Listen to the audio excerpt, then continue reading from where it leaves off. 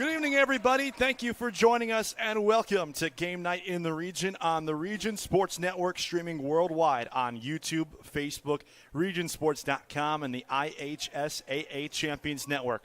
We come to you tonight from Chesterton High School as Region Sports Network presents coverage of Week 2 high school football between the visiting 9th-ranked Morton Governors and the 8th-ranked Chesterton Trojans. I'm Cab Malater of the play-by-play for tonight's action, and joining me with the color analysis is Doug Nelson. Good evening, Doug. Good evening, Kevin. What a way to start out our 3-day weekend, huh? Going to be a great one. Beautiful evening and great night of non-conference football here. No better place to be. Yeah, we got 2 ranked teams coming into this one. We'll start with Chesterton. Tough Week 1 draw against a good Hobart side. It was really just a struggle on the offense. They got a couple of injuries last week. They're hoping this week health and running the football will be the key to success. Yeah, it goes through Andrew Gavia, the senior, number 13. I think he can play at the next level if he wants to. But and again, like I mentioned, he's an all-conference back, plays both ways. So he's got to stay healthy as they get ready to get into the conference play next week. Yeah, on the defensive side, they did give up 20 points. However, they did a good job stopping the run of Hobart for the most part. Where do you think they need to improve most from last week to this week? Probably consistency. And as we mentioned, heading into conference play next week, they're still filling gaps. They're just figuring out who's going where and what pattern works and what guys mesh together. They did have 3 fumble recoveries, so they are turning over the football. So the offensive side's got to do their part and put the ball in the end zone. They're taking on the 9th-ranked Morton Governors, 1-0. They were victorious last week, a really impressive win, 35-7 at home over Portage, and they have dudes all over the board. Yeah, we talked about it, and my son Kale, he's the guy. He gave me some info here heading into this game, but they have number 77, senior, 6'5", 324, Cameron Miller. He's heading to Kentucky, Kevin.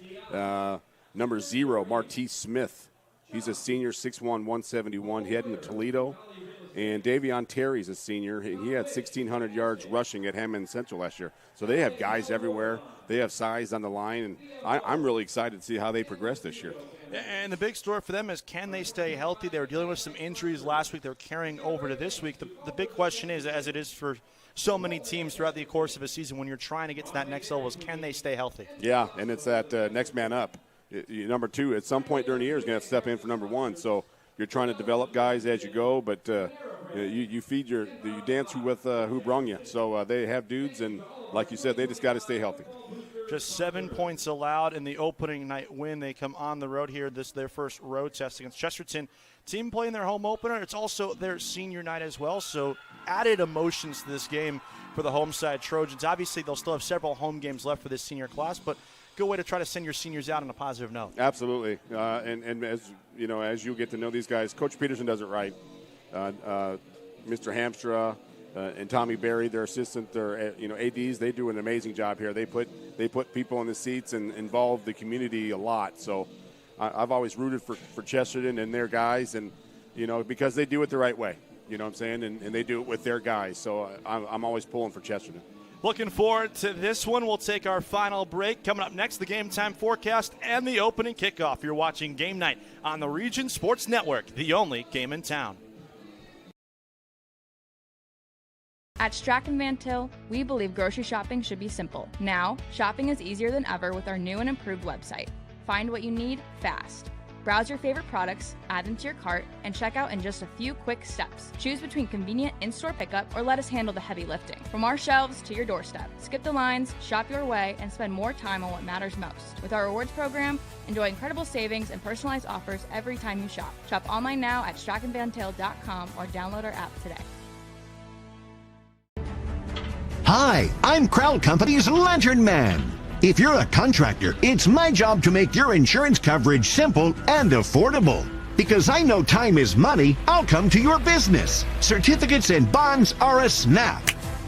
Wherever you are, whatever business you're in, we've got you covered. As Crowd Company's Lantern Man, I'm your insurance superhero. Crowd Company's insurance professionals. Highland, Merrillville, and Michigan City.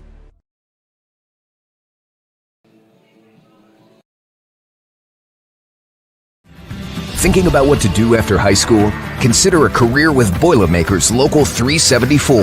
As a Boilermaker apprentice, you'll earn while you learn. We offer excellent wages and benefits, and as part of our no-cost hands-on apprenticeship program, you'll learn from the best in state-of-the-art training centers and on the job. Become a union Boilermaker and get on your way to a great career. Find out more, visit www.local374.org or call 219-845-1000.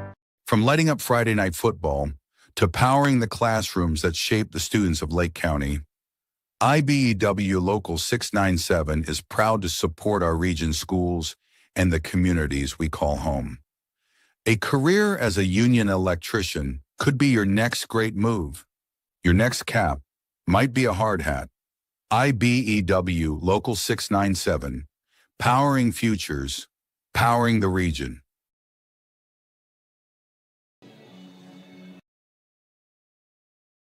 Four Seasons Mechanical proudly serves Northwest Indiana, providing quality, reasonably priced, reliable service. With a quality and comfort guarantee, the professionals at Four Seasons Mechanical offer a wide range of services in heating, ventilation, and air conditioning. Whether it's residential or commercial, Four Seasons Mechanical is there 24/7. To find out more, the website is fourseasonsmechanical.com or give them a call at 219-756-7020. Four Seasons Mechanical, your indoor air quality specialist.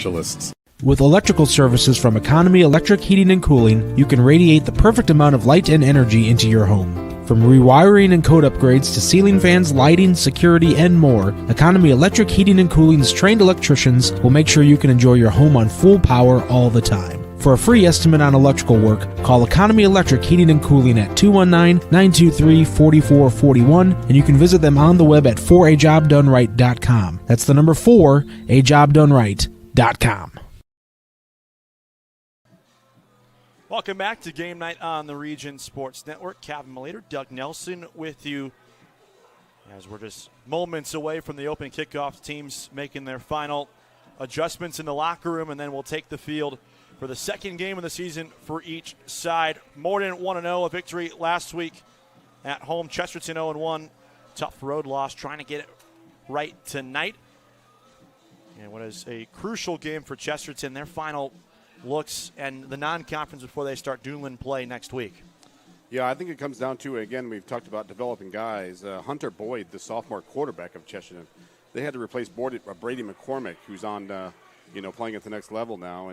And to see how he develops and handles with varsity play will be a big key here for Coach Peterson and the Trojans as they move forward this year. Morton, obviously, much different case, only playing a three-team conference. This is a long line of non-conference games for them. They'll take on some teams from the state of Illinois in the weeks to come as well.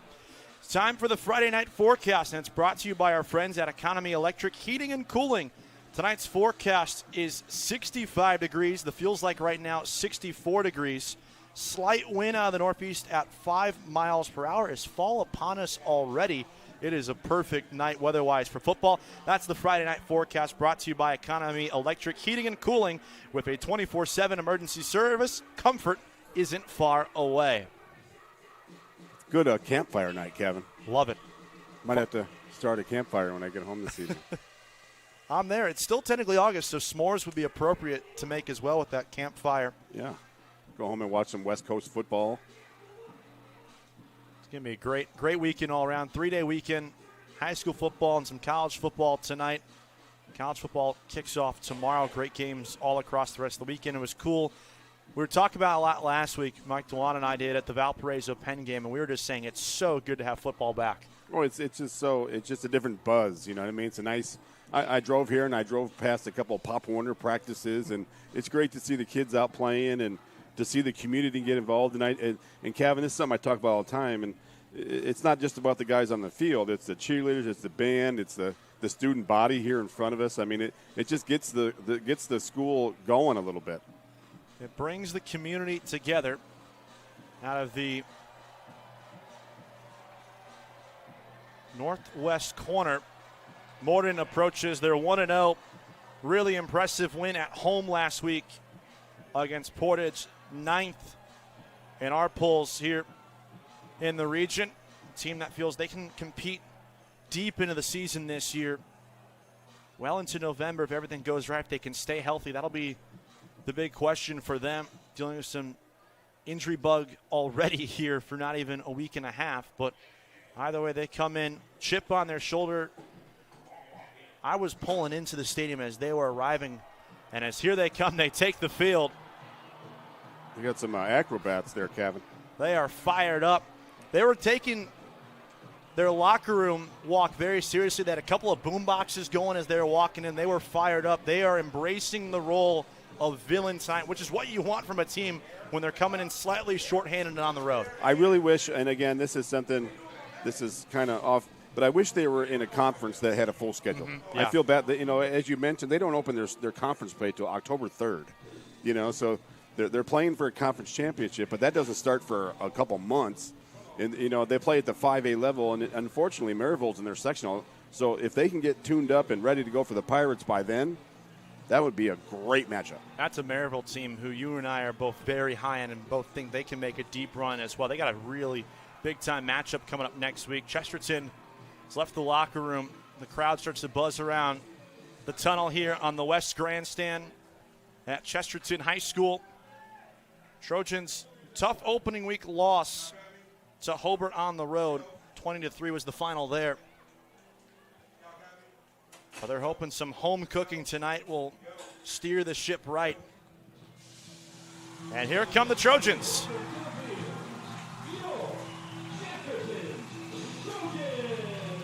As we mentioned, they're trying to get things tuned up, ready to go for opening up next week at Michigan City. And Michigan City's strong this year, so there's no week off in the Duneland Conference. So Chesterton is trying to right the ship and get things straightened out before next week. Every coach in the league will be the first to admit that this is a really tough conference to play in. And all the teams have different approaches, but you're seeing Chesterton, we talked about Valparaiso, up and down the Duneland Conference as a whole, they are challenging themselves in non-conference play. I love that. We kind of joked about it, my brother and my kids and I. But they don't take the Alabama route. No. They don't have cupcakes. There's no Cupcake City. We got Crown Point down in Indianapolis already beating Pike, and and Chesterton played Hobart last week, who was a very strong Hobart team this year. So yeah, iron sharpens iron, and they're getting ready to go. Trojans meeting as a team at midfield. We'll see the coin toss in a couple of moments. Crowd filing in here for first home game of the season here in Chesterton. Their final non-conference game before they begin league play next week. We already talked about tough Michigan City matchup, then consecutive home games against LaPorte and Valparaiso. Those will be, like you said, just so many challenges in this league. What I think, too, is interesting also this week is something I mention all the time is the biggest improvement you'll see is between week 1 and week 2. That jump, okay, now we have some film. We've got knocked around a little bit. We're in the rhythm now of film and getting ready and walkthroughs, and this week here is the biggest jump you'll see all year, I think. Both teams headed to midfield for the opening coin toss. Honorary captains joining Chesterton as well. Fun environment. There was a palpable buzz when you were pulling up to the high school today. And a sport that has found ways to unite communities up and down the state and throughout the region. Certainly the case here in Chesterton tonight. I think there's a pretty high level of football here in the region this year. Yeah. We have some quality teams that at a lot of different levels. You got Andrean down at the 2A level, who's going to make, they're going to be strong and they're going to be good. They took their lumps last week against Maryville, but man, they're going to be good. And they play Lures, I believe, tomorrow, who's a perennial, state, team that contends every year. So every level, I think, has got a team that can advance down I-65. So Chesterton won the toss. They defer their option in the second half, so we will see the Morton offense first. I like it, the no Alabama schedule. Yeah, so I think I stole that from the IU football coach, Signetti. Yeah, we got to get Hammond Morton in a conference, Kevin. We got to start a campaign. We will do it tonight over the next 3.5, 4 hours. Yes, we'll make some phone calls. Kevin knows people. He gets things done. I try my best. I'm excited to see here Hammond Morton with the ball first. They're electric offensive weapons that they have. Littered with talent on both sides. Drew Pacilio is the normal place kicker. However, Mace Redmond will do the kickoffs tonight. Back deep for Morton. Martise Smith, the Toledo commit, and Amir Daniels, the two speedsters, back there standing on their own 5. This is a Quintel kickoff. This kickoff and all kickoffs are presented by Quintel Incorporated. Quintel Incorporated, handling jobs of all sizes throughout the country since 1994. It's a home opener in Chesterton, Indiana. Mace Redmond approaches, and week 2 of the high school football season's underway. It's a low kick, and diving on it is Brandon Gaucher. He's a defensive back and wide receiver. The sophomore falls on it around the 27-yard line. So here comes the playmakers of the Morton Governors offense, led by the freshman quarterback Amari Price. He's at least the scheduled starter. We'll see if he takes the field first. They used both quarterbacks last week. To go back real quick, I like how they just landed on that ball. You know what I'm saying? Don't try to do too much. Get their offense the ball and don't beat yourself. It is Price in the backfield. Split backs, one to each side. It's Elijah Boone to his right hip. They fake it to him. They give it off to Davion Terry.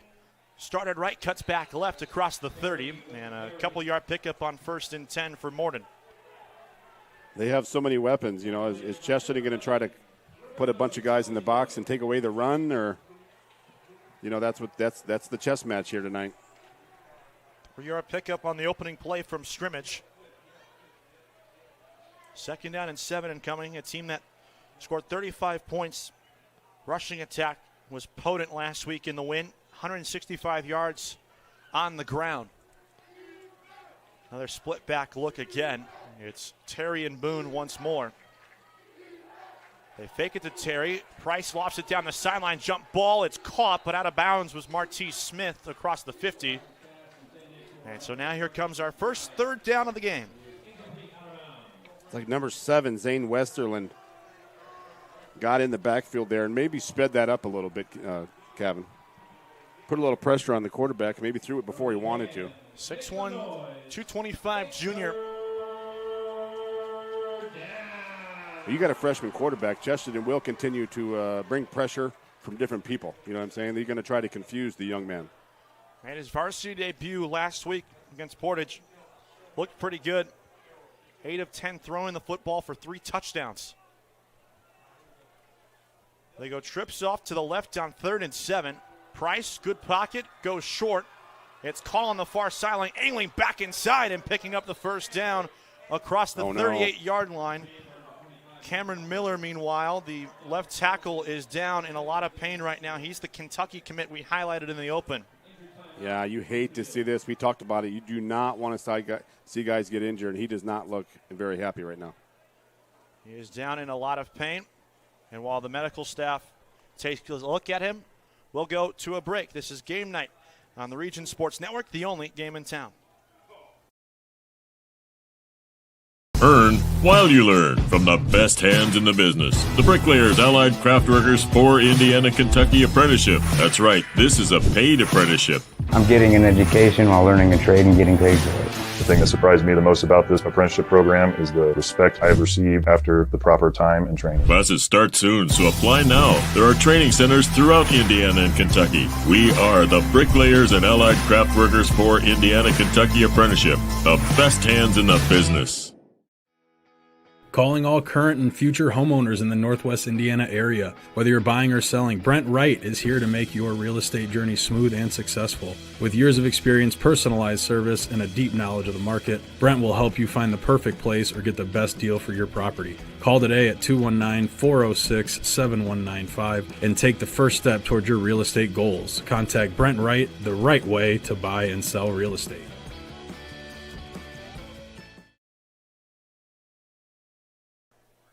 Welcome back. Cameron Miller still down in a lot of pain right now on the far side 30. The star left tackle, 6'5", 324 senior, SEC commit as well. And obviously the focus is on that young man and obviously not only his health today but also for his future with being a commit to Kentucky. But if you're looking at it from a team perspective, this is an offensive line that on the depth chart they sent out to us this week only had 8 available players. Yeah, again, that's thin, and you're losing an all-state player right here, and hopefully the young man's fine and they can get him up. But he's a big man, and let's just hope he's all right.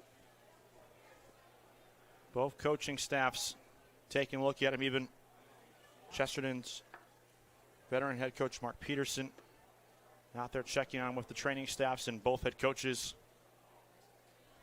He went down in a hurry, and it didn't look good, unfortunately.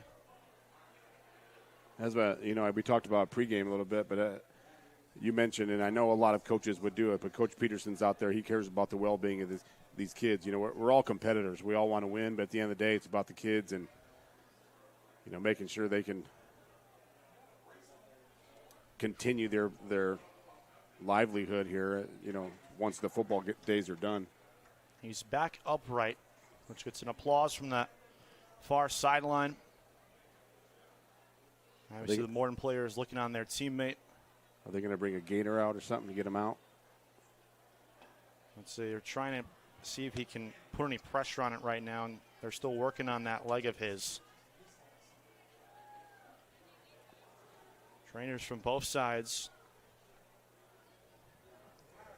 looking on Cameron Miller right now. Yeah, I don't see a cart or anything coming to get him. He's a big gentleman. They're going to try to get him up. Yeah, he wants to get up. He was motioning, saying, help me up. So he's trying to walk off the field at the very least. He's back upright. All the best to Cam Miller. Just a tough break and just a really unfortunate scene to witness here on just the third play of the game. And they're trying to figure out where he can put pressure on it and where really he needs support in terms of getting him off the field. Coaches on both sides grabbing his arms.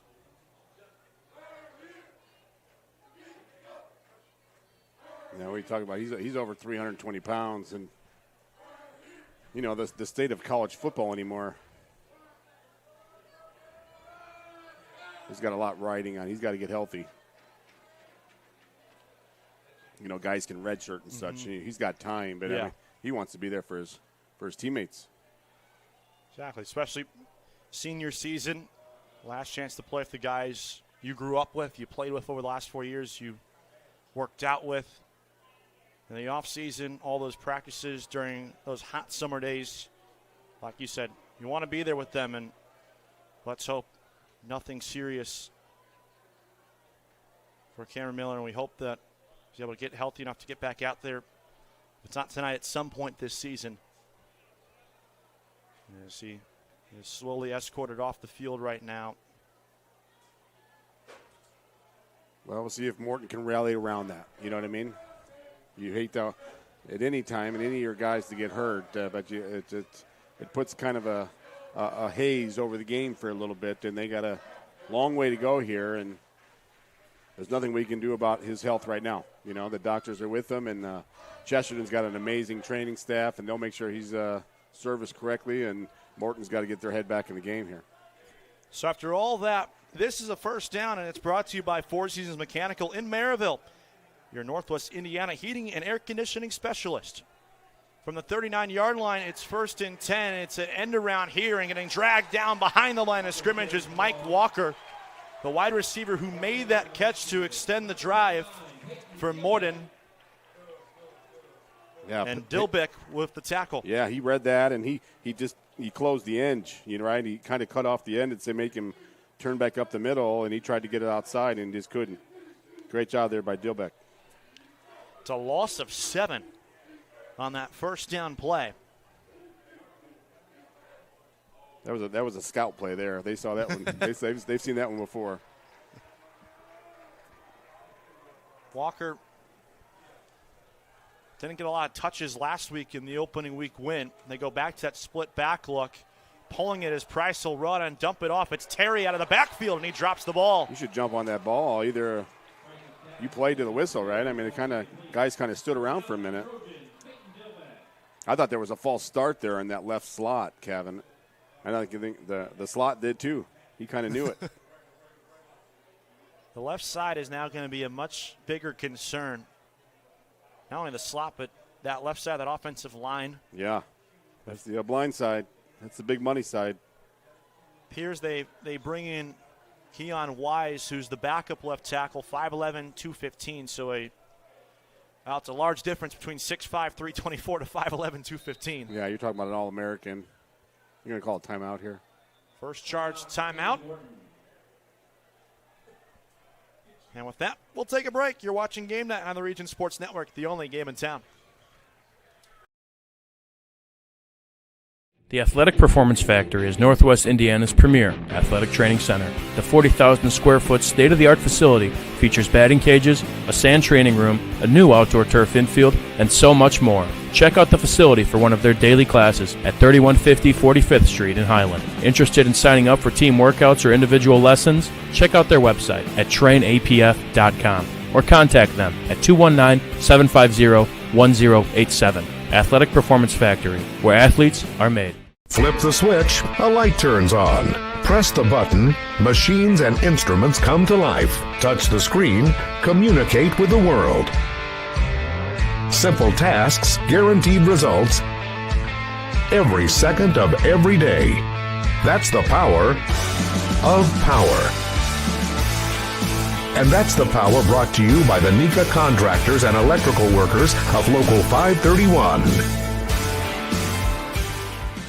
Blythe's Team Sports in Valparaiso is a leader in athletics apparel and equipment sales. With in-house production including screen printing, trophies, embroidery, and more, Blythe's can help you to create the perfect look. For more information, visit them online at teamblythes.com. Blythe's Team Sports in Valparaiso, where the athletes shop.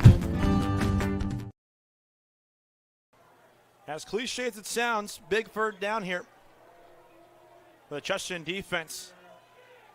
And Candler will throw. It's a loft over the far side, and the catch is made inside the 50. It's Amir Daniels. That was Matthew Candler, who just checked in out of the timeout, and he drops a dime on his first pass to keep the drive alive for Morton. If you're the defensive coordinator of Chesterton, Terry Chestovich, you can't be happy with that. I mean, he almost went right to the sticks. You have to keep the ball in front of you. That's a huge play there for Hammond Morton. It's another Four Seasons Mechanical first down, brought to you by our friends at Four Seasons Mechanical in Maryville, your Northwest Indiana heating and air conditioning specialist. Candler again, heaving it deep towards the end zone for Daniels! Oh. And it's incomplete. What a nice play, though, huh? That's a freshman, Kevin, making that rollout, making that decision. I know you don't roll to the right and throw back to the middle, but the middle guy was wide open, that middle slant pattern. That's something Morton might pick up on upstairs here with their coordinators.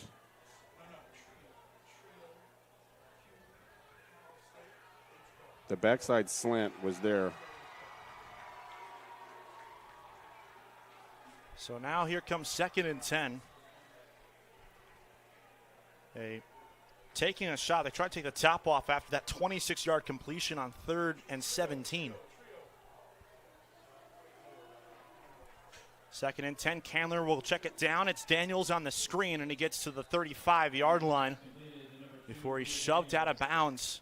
Matthew Candler, who came off the bench last week and made his varsity debut as well, despite being a junior, only 1 for 2 for 15 yards throwing the football. He's already surpassed that in 3 attempts thus far here in this one. Amir Daniels there, that 5'8" sophomore is quick. He's like a water bug over there. From the guys they had their focus on after a 6-yard gain. He's now up to 32 yards receiving already. They send him in motion. They go 5 wide. Candler empty for the first time. They're already 2 for 2 on third down this one. It's another screen. The catch is made by Michael McBride. McBride angling around defenders and gets to the 20 before he's manged out of bounds again. Another third down conversion for Marcus McBride. They're just so quick. You know, Chesterton's trying to keep him in front of him, but you got to gang tackle and get to the football. For Chesterton, that was number 29, Peyton Dilbeck again, that ran him out of bounds. But you got to know where the sticks are. You know, you got to kind of put your feet down and say he's not going to get behind us.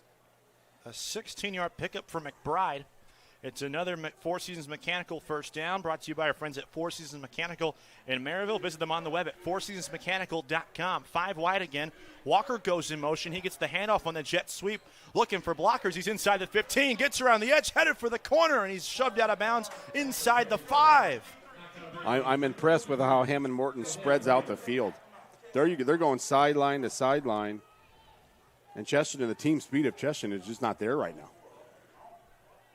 Another pickup of 16 yards. It's another first down. It's first and goal from the 4-yard line. It's sponsored by Four Seasons Mechanical, your Northwest Indiana heating and air conditioning specialist. They go right up the gut. He's in. And he is in for the touchdown. That's the old tush push there, Kevin. Davion Terry, and Morton strikes first on the road. Tush push from 4 yards out. If the NFL's not going to make it illegal, let's use it, right? Exactly. What a drive. And how about the way they rallied after Cameron Miller goes down? It was shaky at first. They then go, following their timeout, pass for 26 yards, incompletion on what would have been a 47-yard strike. What a big third down play, huh? As Kueller gets set for the extra point, the lefty who last year was 42 of 43 on PAT tries last season. His only miss came against Chesterton, and he splits the uprights to give Morton, the Governors, a 7-0 lead. 9:21 left to play in the opening quarter. You're watching Game Night on the Region Sports Network, the only game in town. At Strachan Van Til, we believe grocery shopping should be simple. Now, shopping is easier than ever with our new and improved website. Find what you need fast. Browse your favorite products, add them to your cart, and check out in just a few quick steps. Choose between convenient in-store pickup or let us handle the heavy lifting. From our shelves to your doorstep. Skip the lines, shop your way, and spend more time on what matters most. With our rewards program, enjoy incredible savings and personalized offers every time you shop. Shop online now at strachanvantil.com or download our app today. Hi, I'm Crowd Company's Lantern Man. If you're a contractor, it's my job to make your insurance coverage simple and affordable. Because I know time is money, I'll come to your business. Certificates and bonds are a snap. Wherever you are, whatever business you're in, we've got you covered. As Crowd Company's Lantern Man, I'm your insurance superhero. Crowd Companies, insurance professionals. Highland, Merrillville, and Michigan City. The visitors from Hammond Morton score on their opening possession. They go 11 plays, 73 yards for an opening drive touchdown. And this offense found some life and found some extra juice despite losing their starting left tackle on the third play from scrimmage. So now we'll see the Chesterton offense for the first time in an early but still very attainable hole. Gavin, I'm really impressed with the team speed of Hammond Morton. Lewis Raffin and Alex Zyrus. And they go on the screen again. That ball's live, and just smartly falling on it was Gus Wish inside their own 25. That got very dangerous there on the Quintel kickoff. That kickoff and all kickoffs are presented by Quintel Incorporated. Quintel Incorporated, specializing in the reconditioning, repair, and remanufacturing of heat exchangers. See how Chesterton responds here. They start on their own 24-yard line. And for the first time tonight, we see the sophomore 6'3", 185-pounder Hunter Boyd.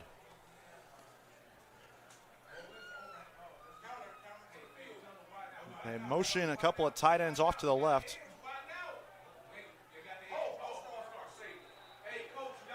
The defensive line jumped first. We'll see if that was see if that caused the movement. Looks like they are going to charge it on the defense there. Yeah. They're already backing themselves up.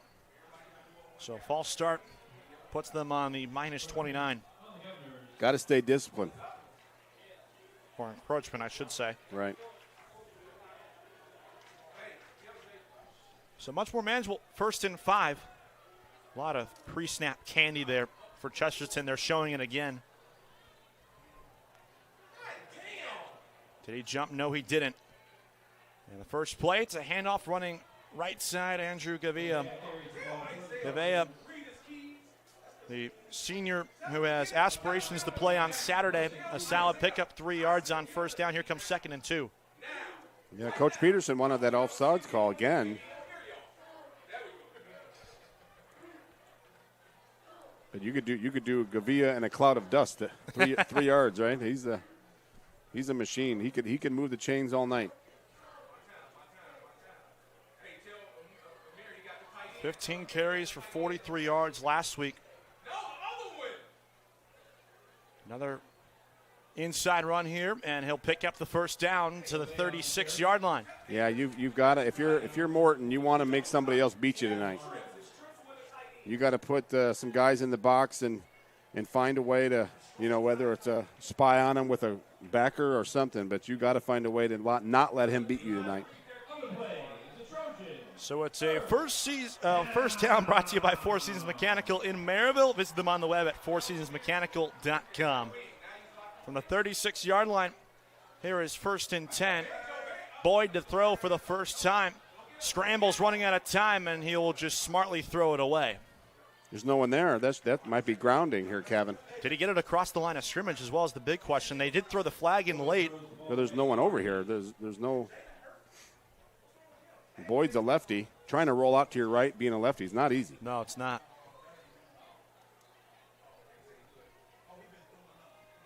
That was good pressure, by the way, from the front 7. Yeah. Again, I think you got to load that box and take Gavio out of this game. Make the sophomore lefty try to beat you. They're picking up the flag, by the way. Wow. So it'll be 2nd down and 10, an incomplete pass. That's interesting because I thought he was in the pocket, and there was certainly no receivers over there because they all rolled to the right. So early break there for Boyd. Sophomore had a solid game last week despite the tough result against a good Hobart team. Once again, if it ain't broke, don't fix it. The tailback is across the 40 to the 43-yard line. Yeah.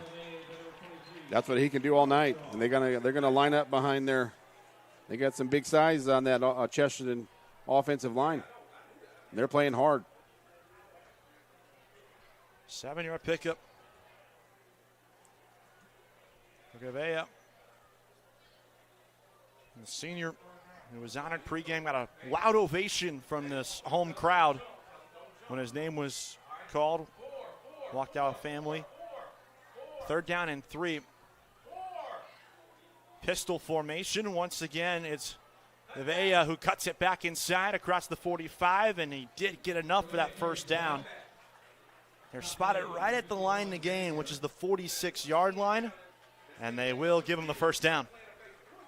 He just finds a way to move the pile just enough, Kevin. He's, again, one of the better backs in the conference and in our region, and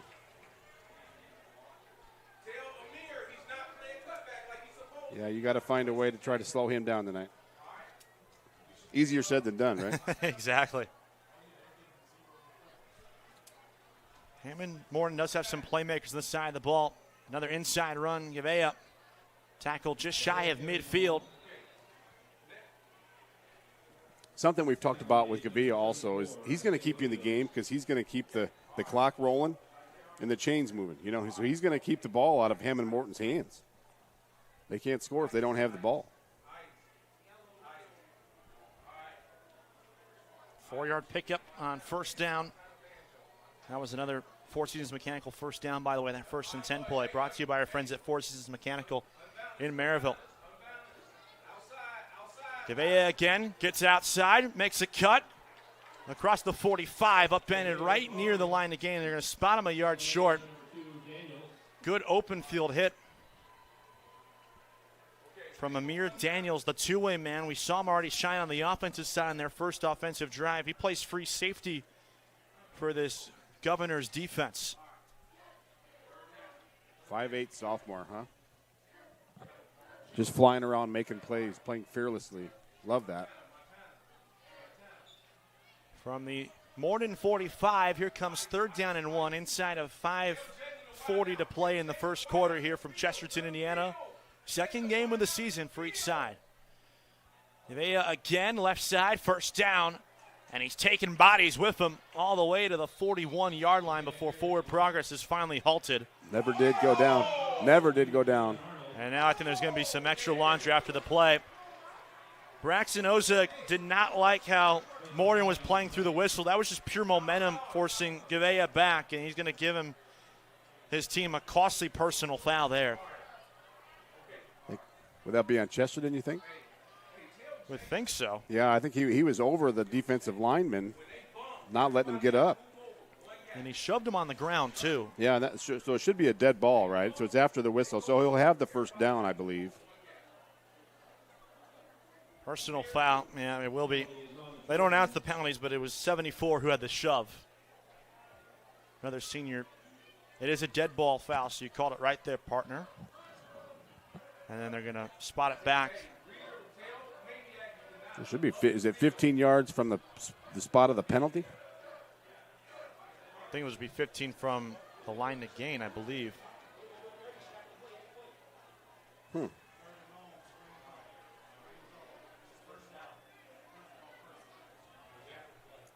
is a 1st and 10. So it's another Four Seasons Mechanical first down, brought to you by our friends at Four Seasons Mechanical in Maryville, your Northwest Indiana heating and air conditioning specialists. They're trying to sort out the chain gang right now. Right. The dead ball thing was a little confusing to the chain gang, I believe. But it is a first down, and again, before the penalty, they did continue to move the chains and keep the clock rolling.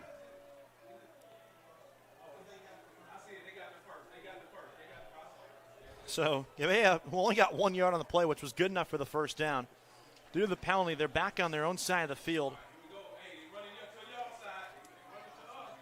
It's 1st and 10 from the Trojan 44. Play fake, Boyd checks it down. One-handed snag made by Michael Rome. He's the tight end working out of the backfield. And he'll pick up a couple of yards on 1st and 10. Nice play action there by Boyd with the keen on Gavea. That's going to be there all night. Well, linebackers, I said, they have to key on Gavea all night, period. There's a flag on the play. So we'll check with the officiating crew, who have been busy pretty early here in this one. Yeah. Between penalties and injuries, we've not much flow here, is there? No, it's very choppy. They haven't motioned either side.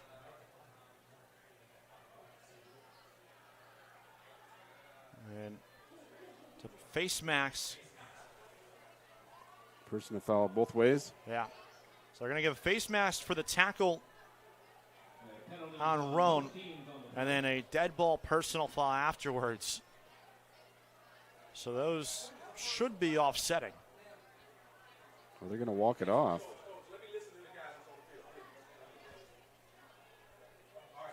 And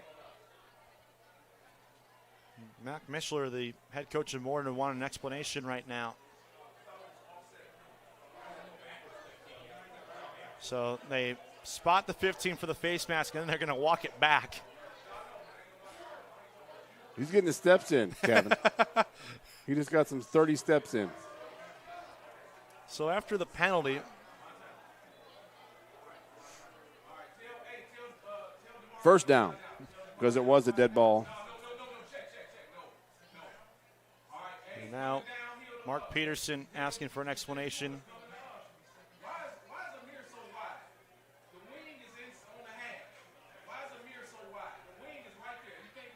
There's a 5-yard pickup from Roan, and there's just a lot of confusion going around from both sides.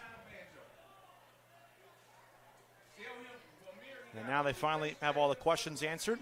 Hey, it's early for the officials also, Kevin. Exactly. It's early for the officials. You're saying the biggest improvement comes from week 1 for week 2 for everyone. Is that including officials as well? We're yet to be seen, Kevin. Yet to be seen. Yet to be determined. Right hash on 1st and 10 from the Chesterton 49. Gavea again right up the gut, and he's taken down after a 3.5-yard pickup. Yeah, 3 yards. In a cloud of no longer dirt, we're doing the black pellets. So we have 3 yards in a pile of pellets. And the clock's rolling. That's what Chesterton wants right now. They want the clock to run and keeping that Hammond Morton offense on the sideline. That was Andrew Gavea's 7th carry of the game already. Sidecar right on 2nd down and 7 with 4.5 to play in the quarter. Goes downhill again, and that time the Morton front 7 was ready for him at the 45-yard line. 3rd manageable here, Kevin. They could still run it, but I would be looking for some kind of a play action and get Boyd to roll out a little bit. Maybe to his left here to the wide side. Boyd last week threw it 33 times in the loss to Hobart. Completed 57% of his passes.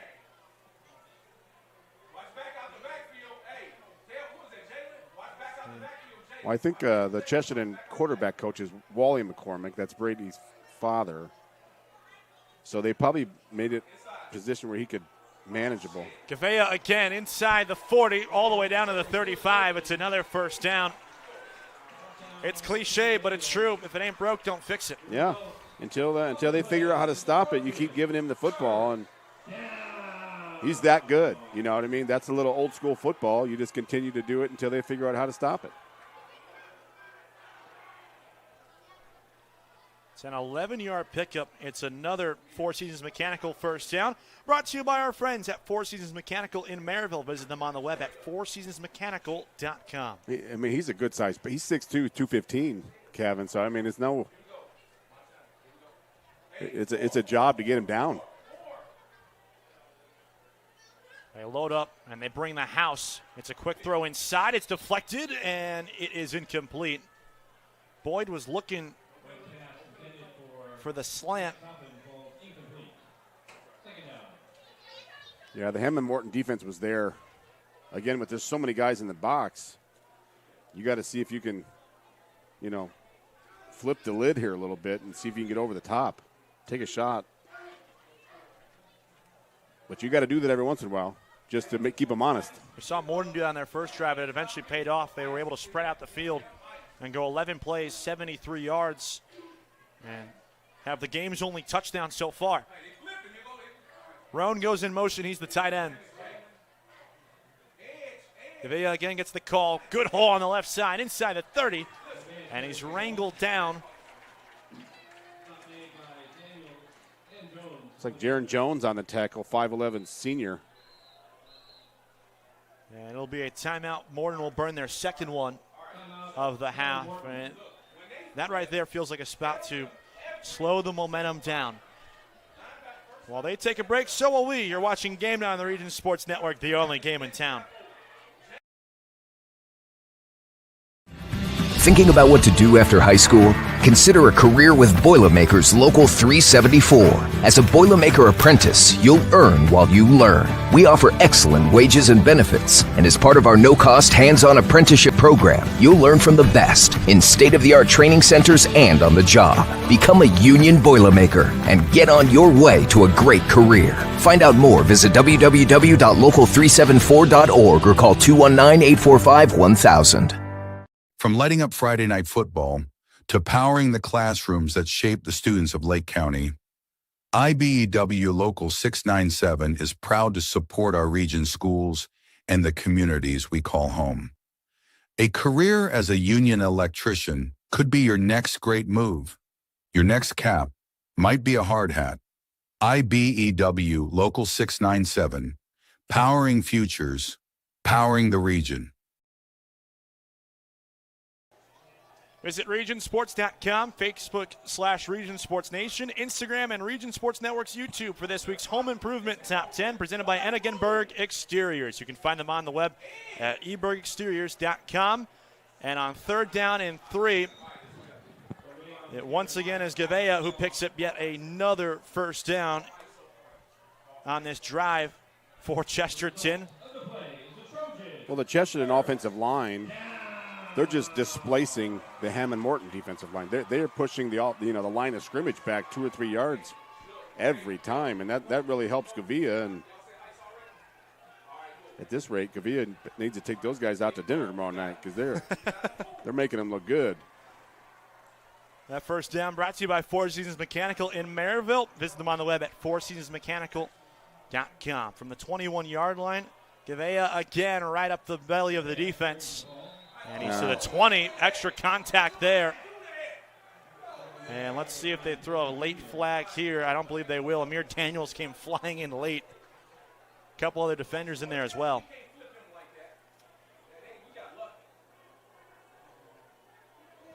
That looked like number 9, Jejur Pleasant Jr., 5'11", senior.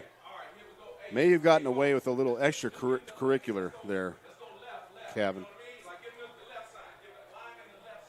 It's getting very physical and very chippy between these two teams here. Final 90 seconds of the opening quarter. This will be the 17th play of this Chesterton opening drive. Yeah, I think that's Chesterton's recipe for success this year. Play fake Boyd, near side, a lot of hand fighting. The catch is made. Around the 10 goes the tight end Michael Roan. It's another Four Seasons Mechanical first down brought to you by our friends at Four Seasons Mechanical in Maryville. Visit them on the web at fourseasonsmechanical.com. All the way down the 8-yard line goes the tight end with his second catch of the game. I also like the downfield blocking there by number 15, the wide receiver, Lewis Raffin, 6'3", senior. Did a good job of closing off that end to give the tight end room around the corner there. So Raffin, that's one of those things that they'll talk about in film tomorrow. From the 8-yard line now, it's 1st and goal. They go Wildcat here. It's Gavea trying to get to the edge, and he's taken down behind the line of scrimmage for a loss. What a great tackle. Jalen Arnold, the middle linebacker, 5'11", 217 senior, and he's the team's leading tackler from last year. Yeah, he sold out there, didn't they?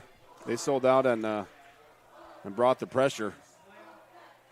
As soon as you see that Wildcat look, you got to bring the house. There was a loss of 7 on the play, and now Hunter Boyd will rejoin the huddle. 30 seconds left. They'll have to run at least one more play in the quarter. Play clock down to 8. They go 5 wide, and Mark Peterson burns his first time out of the game. Kevin, real quick, what I like about showing that Wildcat look is that gives something for Michigan City to prep for next week, if nothing else. You know, it might not have worked tonight, but that just gives them one more thing they have to worry about next week. We'll stay here, and while we stay here, check out the IBEW Local 697 electrifying plays from this week's football action. Visit regionsports.com, Facebook /Region Sports Nation, or on Instagram. Electrifying plays presented by IBEW Local 697. IBEW Local 697, the electrical professionals. Long, methodical, clock-draining drive for Chesterton, looking to respond with 7 of their own. And the formula so far has been give the ball to 13, everyone else block or get out of the way. Just get out of the way.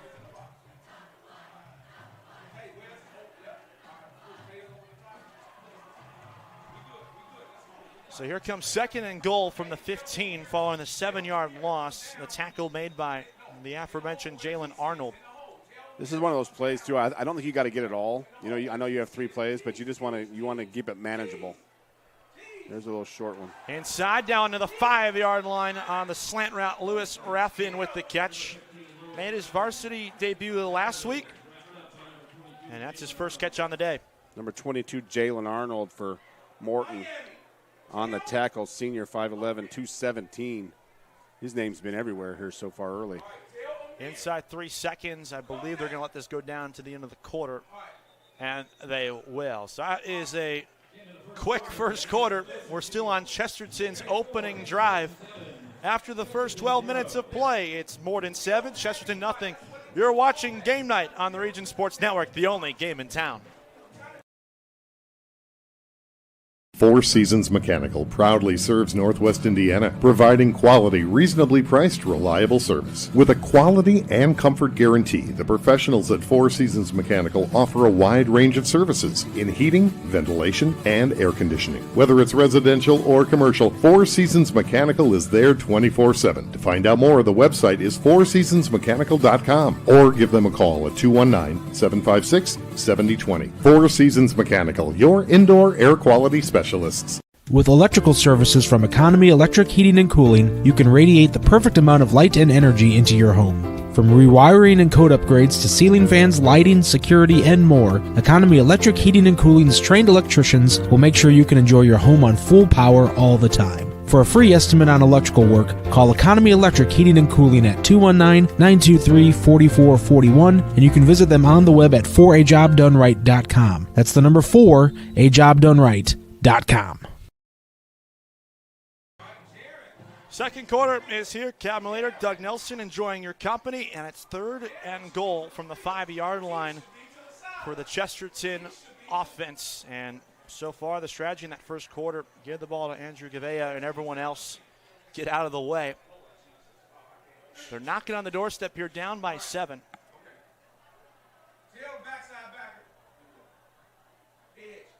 Gavea, the back gets the call on 3rd and goal, running left side all the way to the goal line. Did he break the plane? He marked him down. Waited for a signal, and they did mark him down a yard short, so it'll be 4th and goal from the 1. Well, I think everybody in Chesterton, Indiana knows who's getting the football right now, Kevin. So Coach Peterson keeps the offense on the field. This is 4-down territory here. And it's sponsored by Four Seasons Mechanical in Maryville. Visit them on the web at fourseasonsmechanical.com. Well, you see if you see a little tush-push here. That's how Morton scored their first touchdown on the tush-push. Gavea again. This time he's short. I think he's short. I'm with you there. They did stop him. It's a turnover on downs. A goal line stand for Morton. What a stop there by Morton. A little bend, but don't break, huh? At the end of the day. But, yeah, you got to have and I know he's your guy and he brought you all the way down, but Morton really was filling the gaps and bringing the house there. A little roll out there by the quarterback. He might have walked in, but, again, it's early. Game 2, they're just showing stuff, trying to work things out. Long way to go. They did eat the clock like they wanted. Exactly. They got it from 9:21 left in the first quarter all the way down to the 11-minute mark in the second quarter. Now you got to be careful here. If you're Morton, don't want a safety.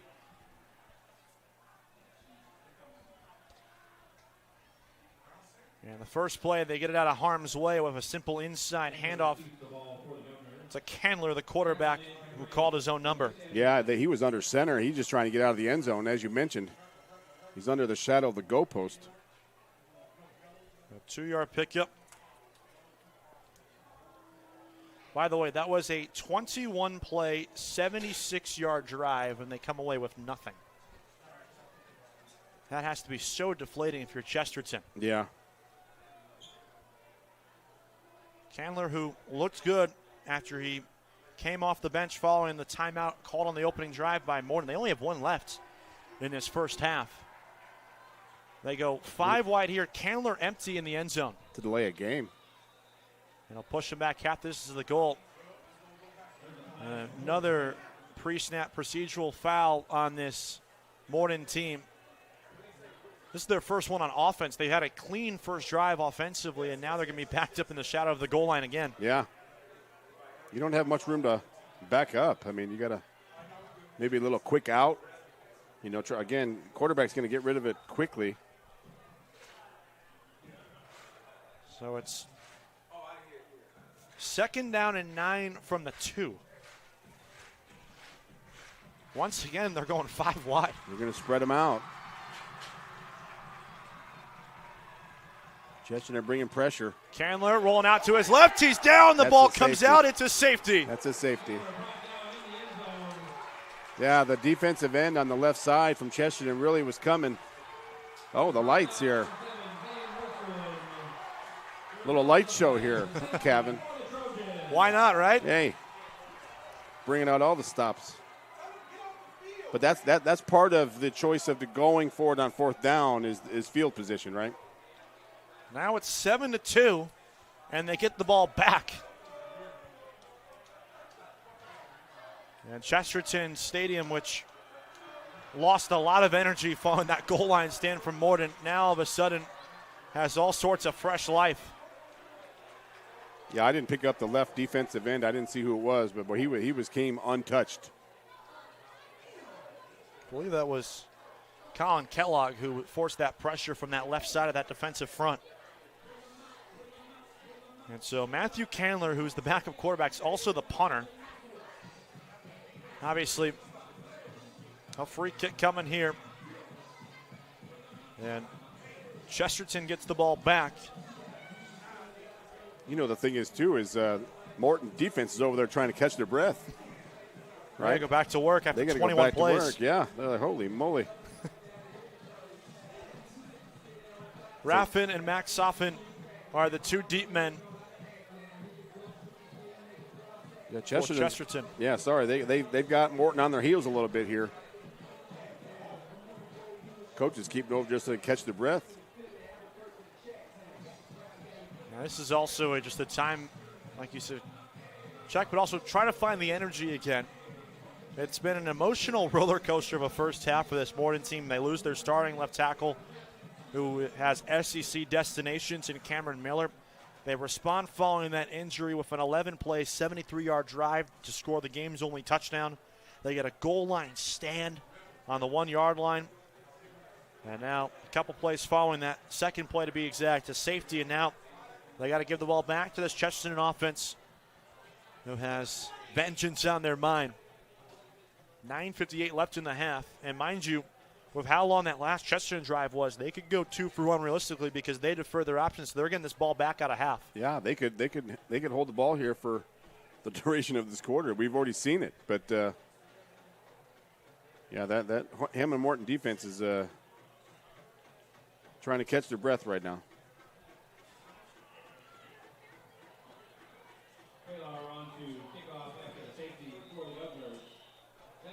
So now that Chesterton will get the ball back, let's remind you this is a Quintel kickoff. His kickoff and all kickoffs are presented by Quintel Incorporated. Quintel Incorporated, hailing jobs of all sizes throughout the country since 1994. Seems like it's taking forever to kick off. It's kind of a sidebar. That was like an NFL commercial break. That was forever. There's no red hat there either. It was no straight arms out crossed. Of Morton's desire. Seller will boot it away, and he skies it out of bounds inside the 35. So they avoid the return entirely, and you can do that on that free kick. And there is a flag on the play.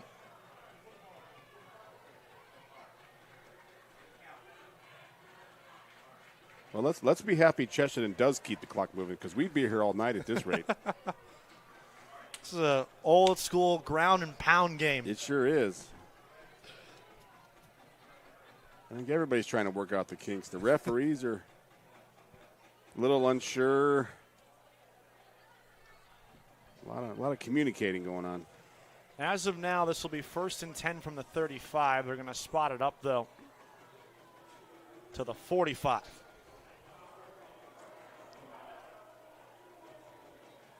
Now, if you're Chesterton, do you play action, take a shot here, or do you go back to what worked? And as I mentioned, I think you got Morton kind of a little unsettled right now. They only threw it 6 times on that opening drive. They had 15 run plays on that opening drive where they were stuffed at the 1-yard line by the Morton defense. Gavea again, this time he's swallowed in the backfield, will be taken down for a loss. Isaiah Williams, the nose tackle, first on the scene. He was joined by a couple of fellow governors, and it'll be a 2-yard loss on 1st and 10. Yeah, maybe they made some adjustments at the quarter break there, Kevin, but that was Isaiah Williams, 6'2", 267, shot out of a cannon there. Had just 1 tackle in the matchup last year against Chesterton. It's his first one here tonight.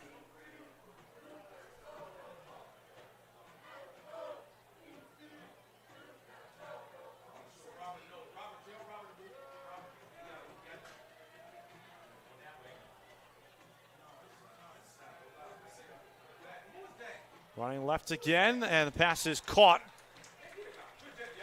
near the far sideline. And Boyd has just his 4th completion of the game. Rolling out to his left, the left-handed guy, and secondary actually made that one pretty easy.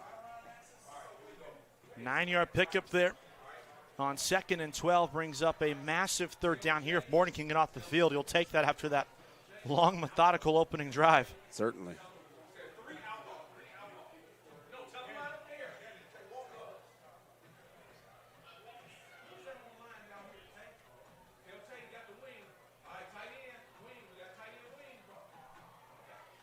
Third down and 3. Gavea again through the trenches. He's short. And, yeah, that far side official came in, spotting him a yard short. Line against the 45 of Morton. He got to the 46-yard line. He's about half a yard short there. So now 4th down and 1.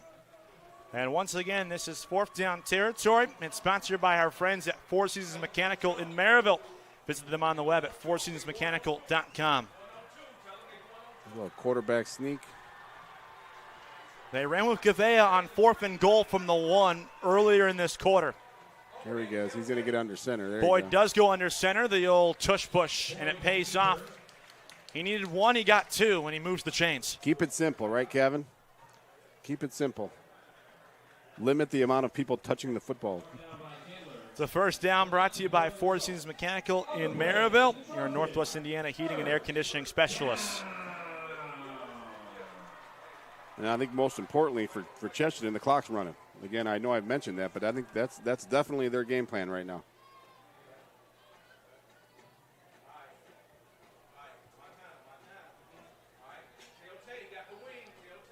So they're up to the plus 44. And Gavea again right up the middle, turns his back to a couple defenders. And is all the way down to the 37-yard line. Yeah, as we mentioned, the first guy doesn't usually bring him down. It appears that Morton's made some adjustments and they're bringing more pressure. But they brought the pressure off the edge that time. So far, Gavea has left this Morton front 7 bamboozled.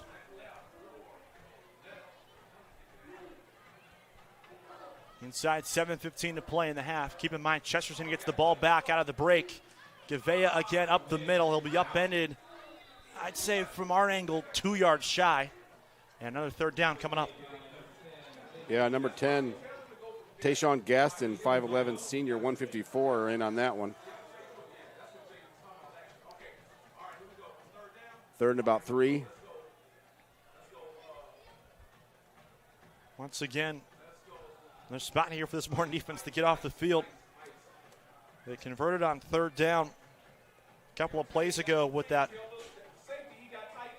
Boyd sneak.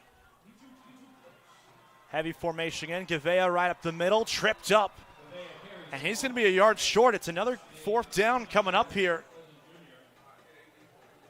And they might bring out the chains for this one. The official on the far side is about a half-yard short, blowing it dead and pausing the clock. He's definitely short, to your point. 4th and 1 again. Will they go back to Boyd?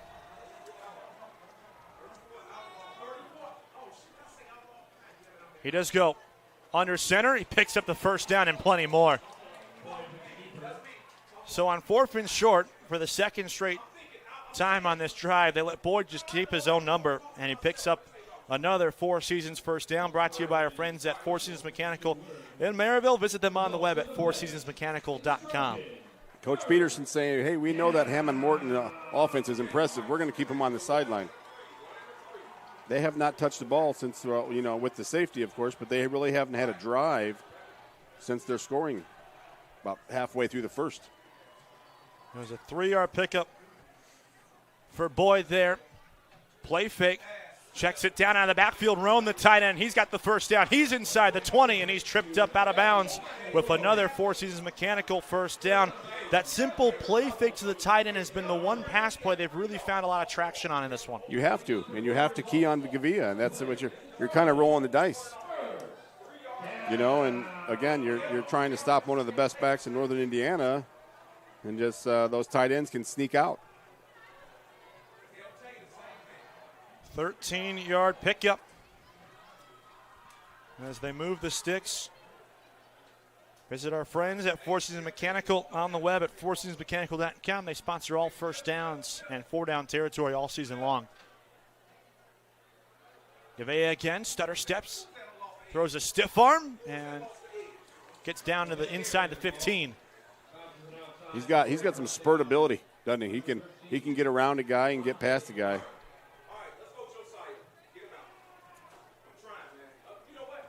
That was a good job by that left side of that offensive line as well there, Doug.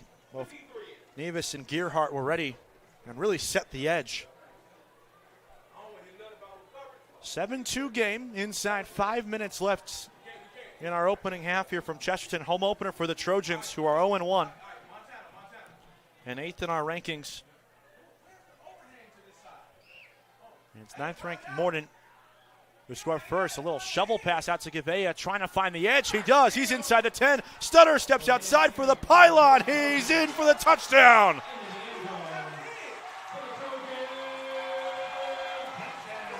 Cavan, again, I think you have to give some credit to the receiver with that downfield block. I'm trying to get his number here, Cavan. Looked like number 15 for Chesterton on that right side. That was Lewis Raffin again. Downfield block, and it sealed that edge for Gavia. A 12-yard scamper for Gavea, and his first touchdown of the season. And it gives the Trojans their first lead of the game. And Chesterton, meanwhile, having some slight issues with the PAT unit, and they're going to burn their second timeout of the half. We'll take a break. You're watching Game Night on the Region Sports Network, the only game in town. Earn while you learn from the best hands in the business. The Bricklayers Allied Craftworkers for Indiana Kentucky Apprenticeship. That's right, this is a paid apprenticeship. I'm getting an education while learning a trade and getting paid for it. The thing that surprised me the most about this apprenticeship program is the respect I have received after the proper time and training. Classes start soon, so apply now. There are training centers throughout Indiana and Kentucky. We are the Bricklayers and Allied Craftworkers for Indiana Kentucky Apprenticeship. The best hands in the business. Calling all current and future homeowners in the Northwest Indiana area. Whether you're buying or selling, Brent Wright is here to make your real estate journey smooth and successful. With years of experience, personalized service, and a deep knowledge of the market, Brent will help you find the perfect place or get the best deal for your property. Call today at 219-406-7195 and take the first step toward your real estate goals. Contact Brent Wright, the right way to buy and sell real estate.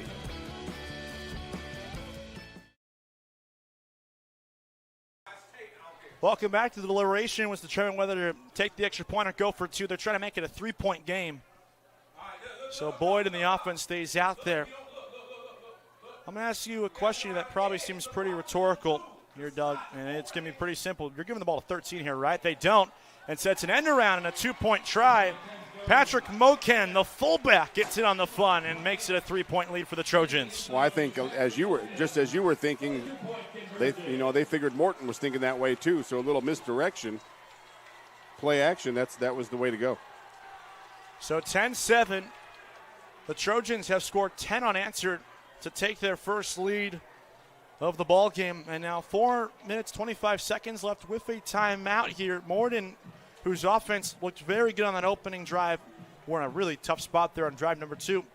I have a chance here to finish the half strong. And again, as you mentioned earlier, it's very important this drive because Chesterton gets the ball coming out in the third quarter. So I think you have to at least keep Chesterton offense off the field a while to give your defense a chance to catch their breath. That ground and pound, as you mentioned, that takes a toll. Definitely.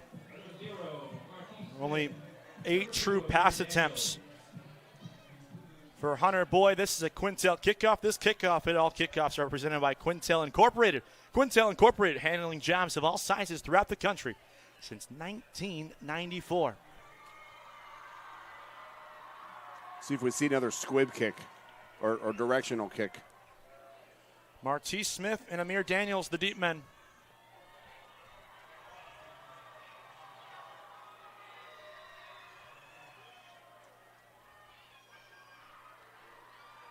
Redmond boots it away. It's a line drive, a routine 3-hopper, collecting it there. And stutter stepping and having a hole all the way down to the 35. Amir Daniels, a good return, and he sets up Morton with sound field position. Yeah, I think Coach Peterson and their staff are trying to keep the ball out of their hands as much as they can, and at least make it a squib kick where maybe you bobble it and give your defense a chance to get down there. They don't want to give them a head of steam.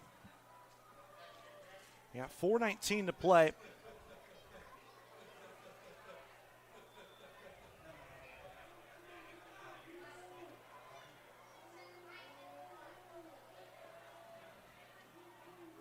It's a handoff on the inside. Terry wrangled down after a 2-yard pickup on 1st and 10. I think that's what is good about the Chesterton defense. When they get the opportunity, they gang tackle. They get to the football. It's not one guy bringing them down. Gabe Viallo on the tackle, the 6'1", 245-pound junior, first-year member of the varsity team. Limits the damage to just 2. Split backs again, only 3 wide for Price, who will throw to the far sideline. It's a high throw, and unable to come down with it is Cordero Bennett Jr., and here comes 3rd and 8. Very catchable football there. Should they go back to Amari Price here following the safety? Candler looked good on that opening drive. It's a very interesting decision here by the Morton coaching staff. And it begs the question, is that simply because he took the safety there? It's a good question. You know, that as we mentioned pregame, they have time. You know, they don't play their conference games for 5 weeks, so they have time to still, where Chesterton's got to get going next week. Price again. Chesterton brings the house, rolls out, throws on the run. The catch is made along the sideline, but he's ruled out of bounds. Out of bounds. Got to know where you're at on the sideline, and you certainly don't want to give Chesterton the ball back. Give them a chance to go up 2 possessions. They're going to have to punt here. So it's a quick 3 and out. They only drain about 67 seconds or so. Yeah. Off the clock. What a contrast of styles. Yeah. Huh? And if Amir Daniels, who's the intended target there, stayed in bounds, that's a brilliant play call on 3rd and 8, too. Yeah, good timing. Good timing on the play. You just got to know where you're at on the sideline. Candler back in. He'll punt it away. He's the punter. And he'll send it down the far sideline, and it's going to give Chesterton field position on the plus side of the field. The referee drops his flag and realizes, wait, no, that's legal. It's a punt. Yeah, wrong flag, buddy. Put your marker down. But, yeah, great field position here for Chesterton. They start on the plus 45.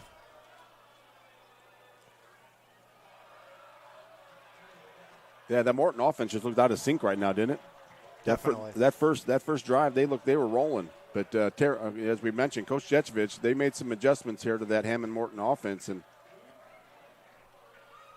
they got Hammond Morton guessing a little bit. So it's 1st and 10 for Chesterton, following up an 11-play, 55-yard drive, which was capped off by the 12-yard Andrew Gavea touchdown run to the front right pylon. He gets the call on 1st and 10. Running left side, has a burst. Blockers out in front as Gavea's inside the 30, and he takes defenders, lift him out of bounds at the Morton 25. Yeah, again, that's why I mentioned that. Not only he can run through people, he can run past people. He's got another speed, another gear, and again, we talked about, you mentioned the ground and pound, that wears on you. Especially when you're already pretty depleted. And it's another Four Seasons Mechanical first down, brought to you by our friends at Four Seasons Mechanical in Maryville, your Northwest Indiana heating and air conditioning specialist. Yeah, the spark that Morton was playing with earlier is not there right now. It's an entirely different vibe right now. They need to find a way to get off the field and find it fast. Gavea waits for the hole, and the patience pays off. He gets inside the 20, and he'll set up 2nd and short. I thought that was a great word. You said patience. He was kind of waiting for blocks. Picks up 8 there on the play. He moves very well laterally.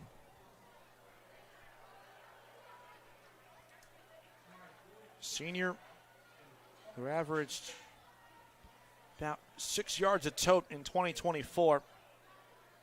Carried it 15 times last week. He's, by my count, already surpassed that number here in the first half in week 2. Right. Heavy formation. Gavea again right up the middle. He's got the first down, taking bodies with him all the way down to the Morton 11. He is so tough to bring down. You need to bring several guys, and they need to be 100% in order to take him down.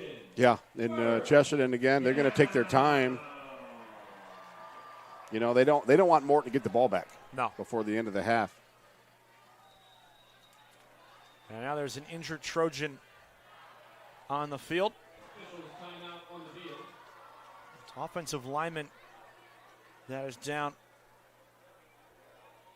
Could be a cramp, Kevin. I know it's a nice evening, but you still a little dry. And that offensive line has been out there for a long time. They're doing a great job, too. Going to work. And while the training staff works on him, we'll step aside. You're watching Game Night on the Region Sports Network, the only game in town. The Athletic Performance Factory is Northwest Indiana's premier athletic training center. The 40,000-square-foot state-of-the-art facility features batting cages, a sand training room, a new outdoor turf infield, and so much more. Check out the facility for one of their daily classes at 3150 45th Street in Highland. Interested in signing up for team workouts or individual lessons? Check out their website at trainapf.com or contact them at 219-750-1087. Athletic Performance Factory, where Welcome back.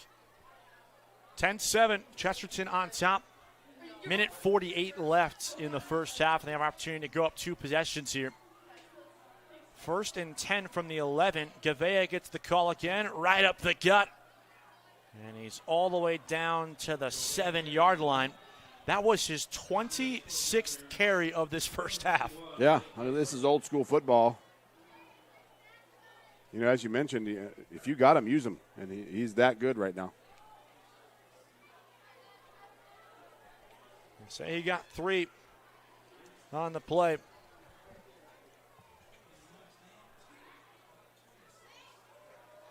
.75 seconds left, each side with a timeout left.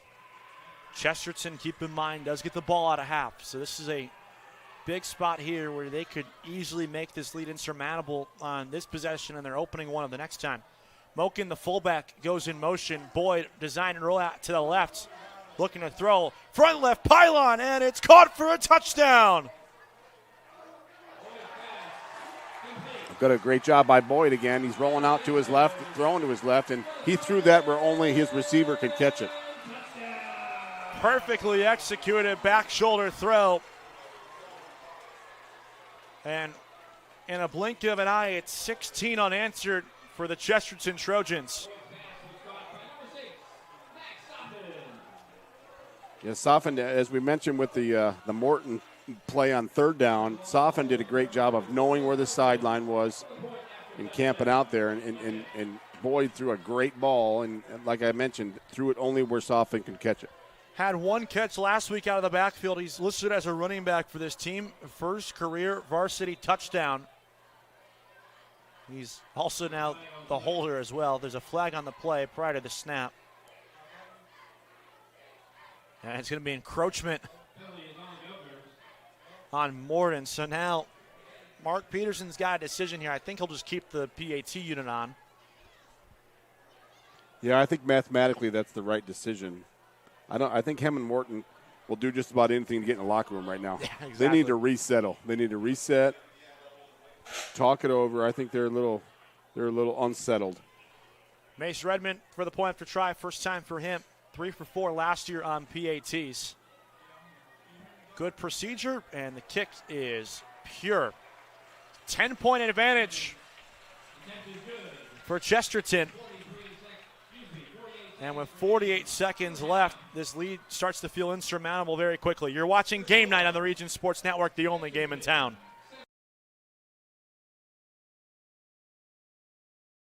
Communicate with the world. The button, machines and instruments come to life. Touch the screen, communicate with the world. Simple tasks, guaranteed results, every second of every day. That's the power of power. And that's the power brought to you by the NECA contractors and electrical workers of Local 531. Blythe's Team Sports in Valparaiso is a leader in athletics apparel and equipment sales. With in-house production including screen printing, trophies, embroidery, and more, Blythe's can help you to create the perfect look. For more information, visit them online at teamblythes.com. Blythe's Team Sports in Valparaiso, where the athletes shop.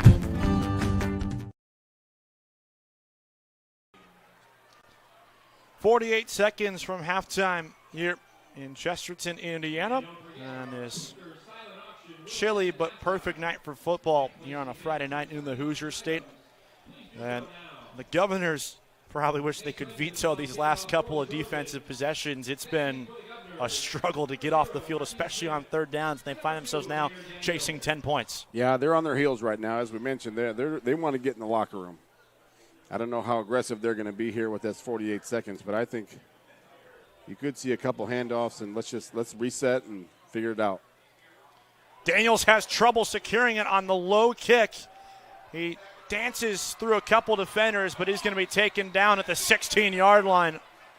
And once again, another example of the struggles for this Morton team since their opening possession. This is one of those drives, Kevin. You might throw like a little safe pass, and depending on how the first play goes, that'll dictate how aggressive you are. They start from their own 17, and if you're thinking you're going to throw the ball, Candler's been the better passer so far, so we'll see if he's the one at the controls. Yeah, you certainly don't want to make him a huge mistake. Like a little soft out pattern or something if that's the way they decide to go. And they're going to give it off. It is Terry breaking tackles, and he's shy of the 25. 30 seconds left. Morton does have a timeout. We'll see if they'll use it. Amari Price, by the way, is the quarterback, so it's not Candler. Looks like they are going to take another shot. They don't have to run another play. So they're in a hurry, but not in a real hurry, right? Exactly. They didn't burn the timeout. 10 seconds left, so likely the final play of the half. And Price pulls it. And he's just across the 26-yard line, and that will do it for our first half here in Chesterton. So overall, after a shaky start, Chesterton has settled in here in their home opener. They've scored 17 unanswered going into the locker room and lead 17-7. We'll step aside for a few moments. We'll come back with a halftime show and a scoreboard update for scores throughout the region. You're watching Game Night on the Region Sports Network, the only game in town. It's time for the Commissioner's Corner, an exclusive weekly conversation about Indiana high school sports with the Commissioner of the IHSAA, Paul Neidig. Now for an up-to-the-minute report about what's happening in the constantly changing world of high school sports, here's Coach Bob Lovell with Commissioner Paul Neidig. Welcome back, everyone, to our weekly conversation with the Commissioner of the IHSAA. This week we're honored to have Robert Falcons, Assistant Commissioner, the IHSAA. One of his primary responsibilities is to direct the football championships. And Robert, thanks for taking time. Congratulations to everybody on a great first week last Friday. Absolutely. It's always fun. People get excited about that first week of football, and to the credit of everyone around the state of Indiana, we had a great first week. I think people would be curious, how many teams compete in football in our state? We have 317 teams that compete in the tournament. 317 teams. How many kids? Oh boy, we're about 18,000. I think that's the number, about 18,000. It's one of the larger sports that we have with respect to participation. That's interesting. I'm not so sure nationwide that the numbers are going up. We're led to believe that numbers are leveling off or going down in football, so that's encouraging for the state of Indiana. Absolutely. We a few years ago with the concussion and then COVID, we had a dip in participation that's come up. It's leveling off. It's getting back to where it was prior to those two instances, and our coaches are doing a great job. Kids are coming out. They're having fun, and of course the play is so good now. The play is so good, and the other thing that I think people have to understand and recognize is that it's one of the more galvanizing activities for a community and a school system is those Friday night lights types of situations where pregame, postgame, all the things that are going on. It's an event everywhere around the state. Absolutely. I was at a game on Friday night. They've got the band going on. They got food trucks. There's barbecue. There's tailgating. You said it correctly. It is a community event. It's one that galvanizes the entire community on both sides, home and visitors, and it's a great way to start the school year. I think in my conversations with Paul Condrey and others who are knowledgeable of high school football in our state, the consensus seems to be that this is in all six classes. There seems to be no clear-cut favorite going into the start, that it may be as wide open as we've seen in years. Yes, sir. And again, that has a lot to do with how well our coaches prepare our kids, how they coach them and make them ready to play. Again, football is really, really good across all classes, across all locales, and everybody has a chance to win, which is the beautiful thing in Indiana. Robert Falcons joining us. We're talking about high school football. All right, week number 2, all the coaches, all the experts tell you that the greatest amount of progress is from week 1 to week 2. And why do we think that is? Well, because in that first week we see a lot of jitters. At the game that I went to on Friday, they had 17 kids starting out of 22 positions that had never played a down of varsity football. So that learning curve was going to be pretty steep in that game, and you could see it. But between week 1 and week 2, coaches go back and address those issues that they saw in game 1, perfect them, and then that result during week 2. It's phenomenal change, and that's if you're a coach, you're happy with it. If you're a fan, you're happy. If you're a player, you're really, really satisfied that you can apply what you've been taught and learned and make some plays in the right times. Week number 2, some great matchups across the state. I know you and the staff, your colleagues are out throughout the week. And we don't want to slight the other fall sports. It's a very busy time for everybody around the state in high school athletics. Absolutely, and Friday is normally the day that all everything else is put on hold for football, and it garners a lot of attention. You got the band kid. It is a huge, you said it before, it's a huge community event, and everyone wants to participate. We put on a good show. The band does a great job. The cheerleaders are phenomenal. It is, like you said, it's a great experience, and certainly one that people certainly enjoy. Week number 2 of high school football coming up. Robert Falcons from the IHSAA. Robert, thank you so much. I appreciate the time. Be safe on the highways this weekend. Yes, sir. You do the same. We'll see you out. Thanks for listening to The Commissioner's Corner with IHSAA Commissioner Paul Neidig and Coach Bob Lovell. And thank you for your continued support of the high schools in your community.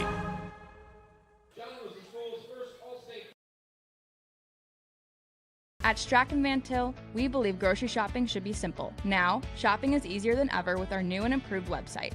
Find what you need fast. Browse your favorite products, add them to your cart, and check out in just a few quick steps. Choose between convenient in-store pickup or let us handle the heavy lifting. From our shelves to your doorstep. Skip the lines, shop your way, and spend more time on what matters most. With our rewards program, enjoy incredible savings and personalized offers every time you shop. Shop online now at strachanvantil.com or download our app today. Hi, I'm Crowd Company's Lantern Man. If you're a contractor, it's my job to make your insurance coverage simple and affordable. Because I know time is money, I'll come to your business. Certificates and bonds are a snap. Wherever you are, whatever business you're in, we've got you covered. As Crowd Company's Lantern Man, I'm your insurance superhero. Crowd Companies, insurance professionals. Highland, Merrillville, and Michigan City.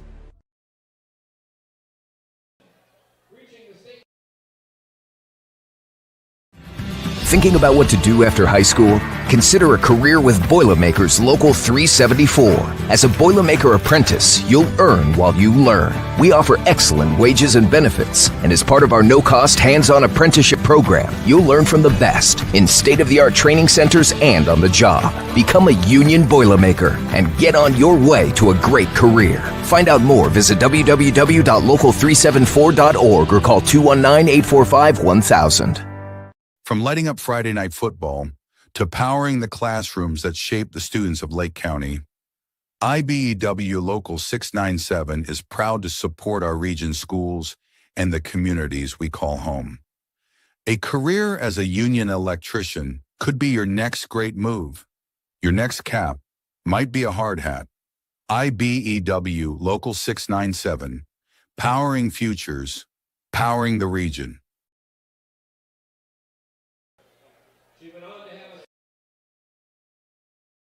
Four Seasons Mechanical proudly serves Northwest Indiana, providing quality, reasonably priced, reliable service. With a quality and comfort guarantee, the professionals at Four Seasons Mechanical offer a wide range of services in heating, ventilation, and air conditioning. Whether it's residential or commercial, Four Seasons Mechanical is there 24/7. To find out more, the website is fourseasonsmechanical.com or give them a call at 219-756-7020. Four Seasons Mechanical, your indoor air quality specialist. With electrical services from Economy Electric Heating and Cooling, you can radiate the perfect amount of light and energy into your home. From rewiring and code upgrades to ceiling fans, lighting, security, and more, Economy Electric Heating and Cooling's trained electricians will make sure you can enjoy your home on full power all the time. For a free estimate on electrical work, call Economy Electric Heating and Cooling at 219-923-4441, and you can visit them on the web at 4ajobdoneright.com. That's the number 4ajobdoneright.com.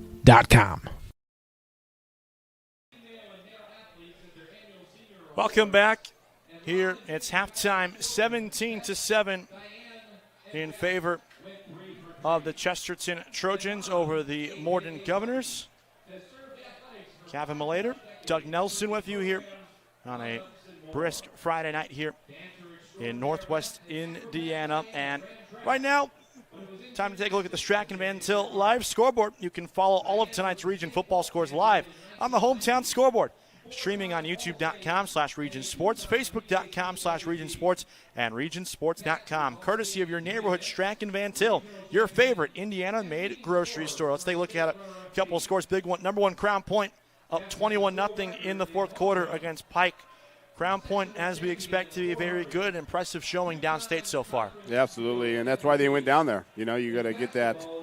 Pike plays in that tough metropolitan conference around Indianapolis, and again, in order to learn how to play against them, you got to play them and figure it out.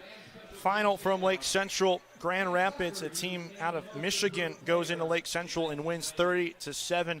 Tough break for LC, but we talked about it in the open, though. All these teams throughout the region are challenging themselves in the non-conference, so you can't blame them for a game like that. And again, at this point, you know, Coach Koulianos over at Lake Central, what he's going to do is use that film and get ready for conference play next week when games really start mattering. Highland and Whiting are scoreless. They're in the first quarter right now. Number 3, Hobart on top of Portage, 24-14. They're in the third quarter over there at Portage. Hobart team looked really good last week against Chesterton. Another good showing on the road so far. I'm really high on Hobart, and they've got great offensive play. They've got a lot of weapons. LaPorte is on the road at Lowell. It's 20-6 Red Devils over the Slicers. They're in the third quarter in that one. What are your early thoughts so far? I know it's obviously young, in the second week. What are your thoughts on LaPorte so far? They shocked a little bit. Last week went in against New Prairie. I think they have a really nice running back. I think he got some kind of Colts Player of the Week, Raymond Reed or something like that, and he did a great job. And I think they're getting things turned around over there. But I think Lowell's pretty good as well down Route 2. We've got an interstate matchup. Loyola Academy, the Ramblers out of Illinois, Suburban Chicago are in Maryville to take on the Pirates, the number 2 Pirates in our Enigenberg top 10. We thought we had a defensive battle in a slugfest. It is 2-0 Loyola in the third quarter in that game. Take the under in that one, huh? Exactly. Holy moly. Yeah. Sounds like a baseball score. I know, right? Pitcher's duel. Greg Maddox and Roger Clemens. Exactly. If you like defensive football, that's a game you should be watching right now. Number 7, Michigan City's on the road. They're chasing Lafayette Jefferson 31-7 there in the second quarter there. Michigan City, though, still good returns from them early on here. They have a really fun matchup next weekend. They'll actually take on this Chesterton team at home, I should say. Yeah, I think Michigan City's got a lot of firepower, but they're very thin. You know, it's either they've got guys, and if somebody goes down, and they have to start looking into those 2s and 3s, as we mentioned, and that's where you got to develop guys. Week 2 at Munster, it's 37-20, Frank Griffith over the Mustangs there. Griffith, another team in the Doolin who talk about top to bottom. This is going to be a really good year for the conference. Well, Griffith is over in that Northwest. I believe he's in a different conference over there with Coach Mason. And so, but anytime Coach Mason's facing a team and a familiar team, there will be no one more prepared, right? Coach Mason's been doing it a long time. And the Panthers they've had a great year last year, and they're going to continue to have you're going to keep things rolling. Calumet leads River Forest 24-14. They're in the third quarter there. South Central on top of Boone Grove 14-0 there in the third. And finally, in the third quarter, Valparaiso 6th ranked in our polls on the road at Brother Rice, a really good team in suburban Chicago. Brother Rice on top 28-7 there in the third quarter there against Valpo. I think Valpo's got a lot of question marks. I think they've got some talent, but they've got, in order to stay in that top tier of the Doolin, they've got some things to figure out. And the big story is the question marks really, for me at least, fall on the offensive side. Is that the case for you as well? I agree with that. They have a young quarterback. Again, I'm really high on Gage Philly, the running back, but they have some spots they got to figure out before next week. It gets here quick, man. And 10th ranked Wheeler up 25-7 on Kankakee Valley during the third quarter there. So that right there is the scoreboard update, and it's courtesy of your neighborhood Strack and Van Til Food Market. Strack and Van Til. Shop online for delivery or curbside pickup at strackandvantil.com. We'll step aside. We'll have some thoughts on the first half and preview the second half when we come back. You're watching Game Night on the Region Sports Network, the only game in town. Earn while you learn from the best hands in the business. The Bricklayers Allied Craft Workers for Indiana, Kentucky Apprenticeship. That's right, this is a paid apprenticeship. I'm getting an education while learning a trade and getting paid for it. The thing that surprised me the most about this apprenticeship program is the respect I have received after the proper time and training. Classes start soon, so apply now. There are training centers throughout Indiana and Kentucky. We are the Bricklayers and Allied Craft Workers for Indiana, Kentucky Apprenticeship. The best hands in the business. Calling all current and future homeowners in the Northwest Indiana area. Whether you're buying or selling, Brent Wright is here to make your real estate journey smooth and successful. With years of experience, personalized service, and a deep knowledge of the market, Brent will help you find the perfect place or get the best deal for your property. Call today at 219-406-7195 and take the first step toward your real estate goals. Contact Brent Wright, the right way to buy and sell real estate.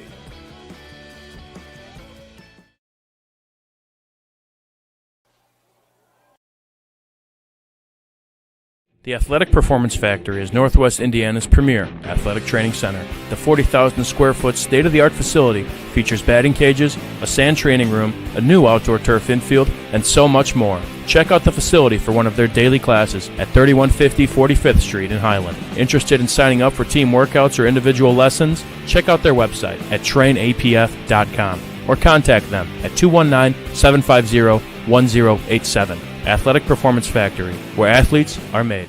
Flip the switch, a light turns on. Press the button, machines and instruments come to life. Touch the screen, communicate with the world. Simple tasks, guaranteed results, every second of every day. That's the power of power. And that's the power brought to you by the NECA contractors and electrical workers of Local 531. Blythe's Team Sports in Valparaiso is a leader in athletics apparel and equipment sales. With in-house production including screen printing, trophies, embroidery, and more, Blythe's can help you to create the perfect look. For more information, visit them online at teamblythes.com. Blythe's Team Sports in Valparaiso, where the athletes shop.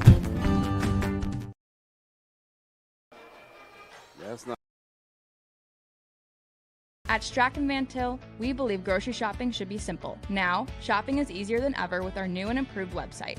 Find what you need fast.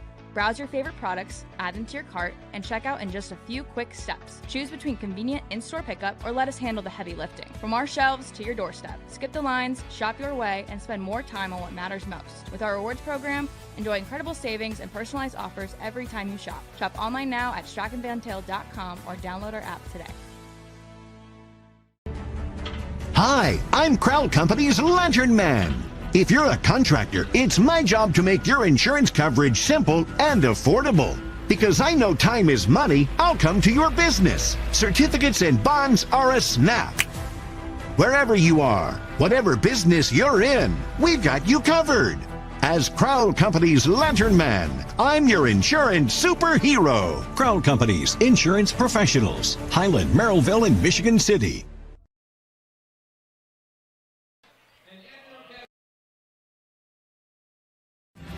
Thinking about what to do after high school? Consider a career with Boilermakers Local 374. As a Boilermaker apprentice, you'll earn while you learn. We offer excellent wages and benefits, and as part of our no-cost hands-on apprenticeship program, you'll learn from the best in state-of-the-art training centers and on the job. Become a union Boilermaker and get on your way to a great career. Find out more, visit www.local374.org or call 219-845-1000. From lighting up Friday night football to powering the classrooms that shape the students of Lake County, IBEW Local 697 is proud to support our region's schools and the communities we call home. A career as a union electrician could be your next great move. Your next cap might be a hard hat. IBEW Local 697, powering futures, powering the region.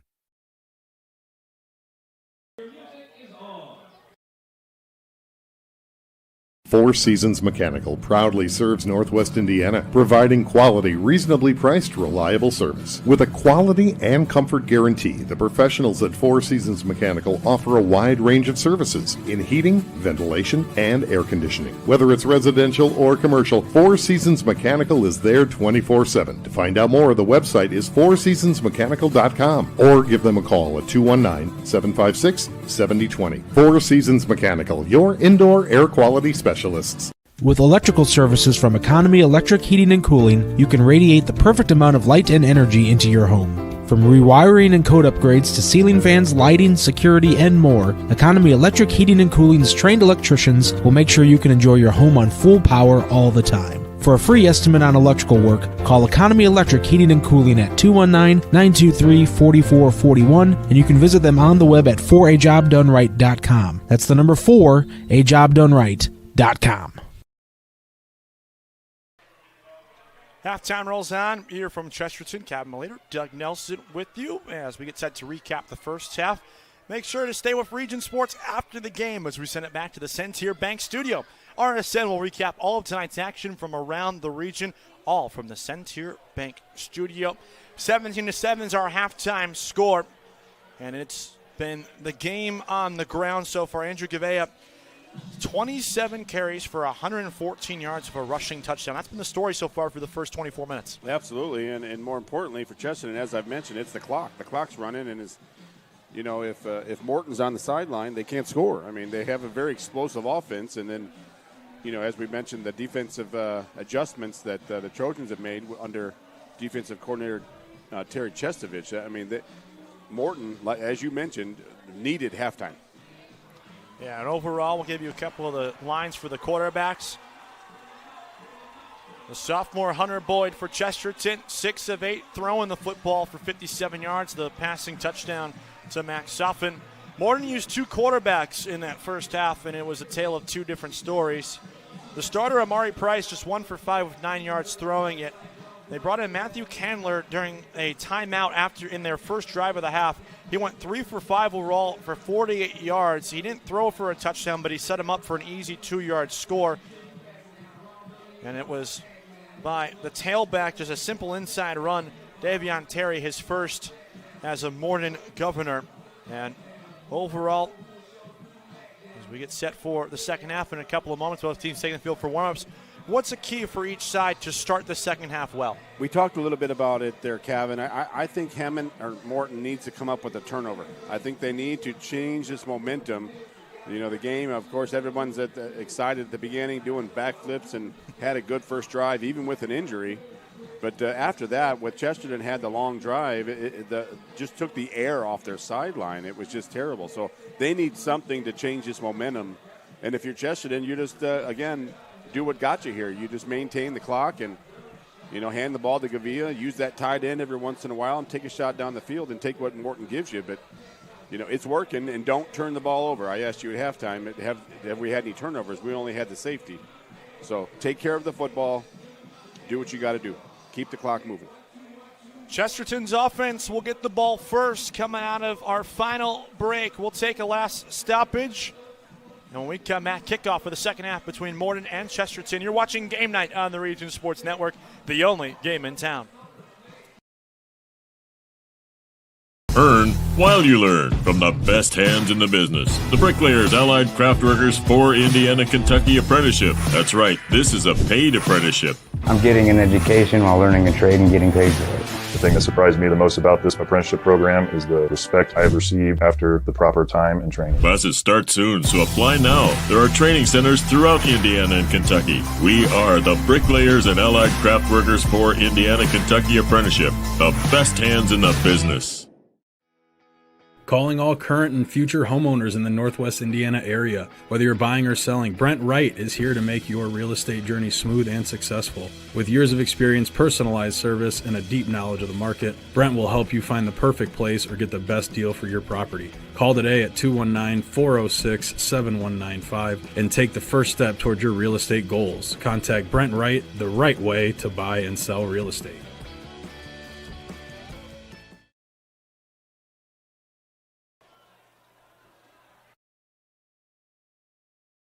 The Athletic Performance Factory is Northwest Indiana's premier athletic training center. The 40,000 square foot state-of-the-art facility features batting cages, a sand training room, a new outdoor turf infield, and so much more. Check out the facility for one of their daily classes at 3150 45th Street in Highland. Interested in signing up for team workouts or individual lessons? Check out their website at trainapf.com or contact them at 219-750-1087. Athletic Performance Factory, where athletes are made. Flip the switch, a light turns on. Press the button, machines and instruments come to life. Touch the screen, communicate with the world. Simple tasks, guaranteed results, every second of every day. That's the power of power. And that's the power brought to you by the Nika contractors and electrical workers of Local 531. Blythe's Team Sports in Valparaiso is a leader in athletics apparel and equipment sales. With in-house production including screen printing, trophies, embroidery, and more, Blythe's can help you to create the perfect look. For more information, visit them online at teamblythes.com. Blythe's Team Sports in Valparaiso, where the athletes shop. Second half is here in Chesterton. 9th-ranked Governors and the 8th-ranked home side of Chesterton Trojans. 17-7 for the home team as we set for the second half of play here. Chesterton, search of win number 1 after a tough opening week draw against a good Hobart team that we discussed during halftime. Morton 1-0, victorious last week at home against Portage. 17 unanswered for the Trojans. And they get the ball, come out of the break here, and have a chance to not necessarily end the game, but start drilling the nail early on in the coffin. Yeah, I agree. And it just feels like it's 17-7, but it feels like it's worse than that, doesn't it? I mean, I think Ham and Morton need to do something quickly here to keep changing momentum, even if it's a quick drive for Chesterton or some stops. But I don't think they can, risk going down any further than they are right now. Soffin and Raffin back deep to return. Now the kick.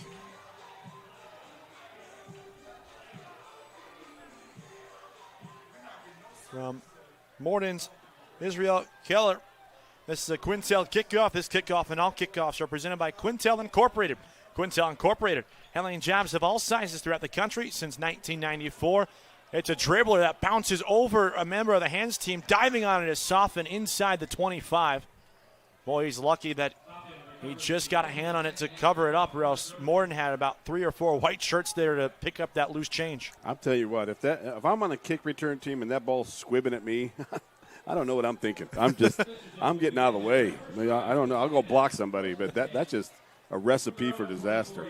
Especially on the turf, it just bounces and rolls and that's a very smart play. It's already so unpredictable to pick up a hop on a football. It's not like a baseball or a softball.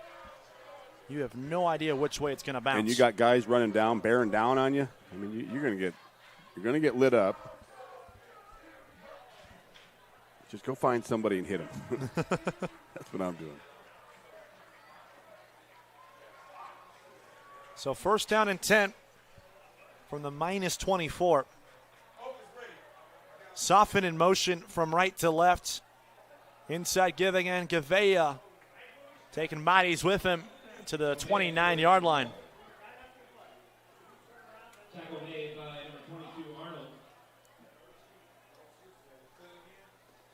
They got Jalen Arnold, the inside linebacker, for the tackle after a 5-yard pickup on 1st and 10.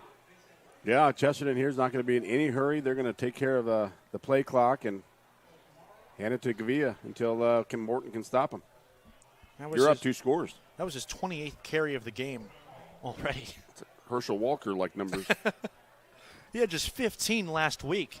I think like I mentioned, I think he was a little banged up last week. Gavea, that time up the gut, and that time Morton was there to answer it. Antonio McElroy, the backup defensive end, was the first one there. Sometimes you find it from the backups to get that energy and that life you need on defense. That's what we're saying. They need a spark. They need a spark over there now, right now.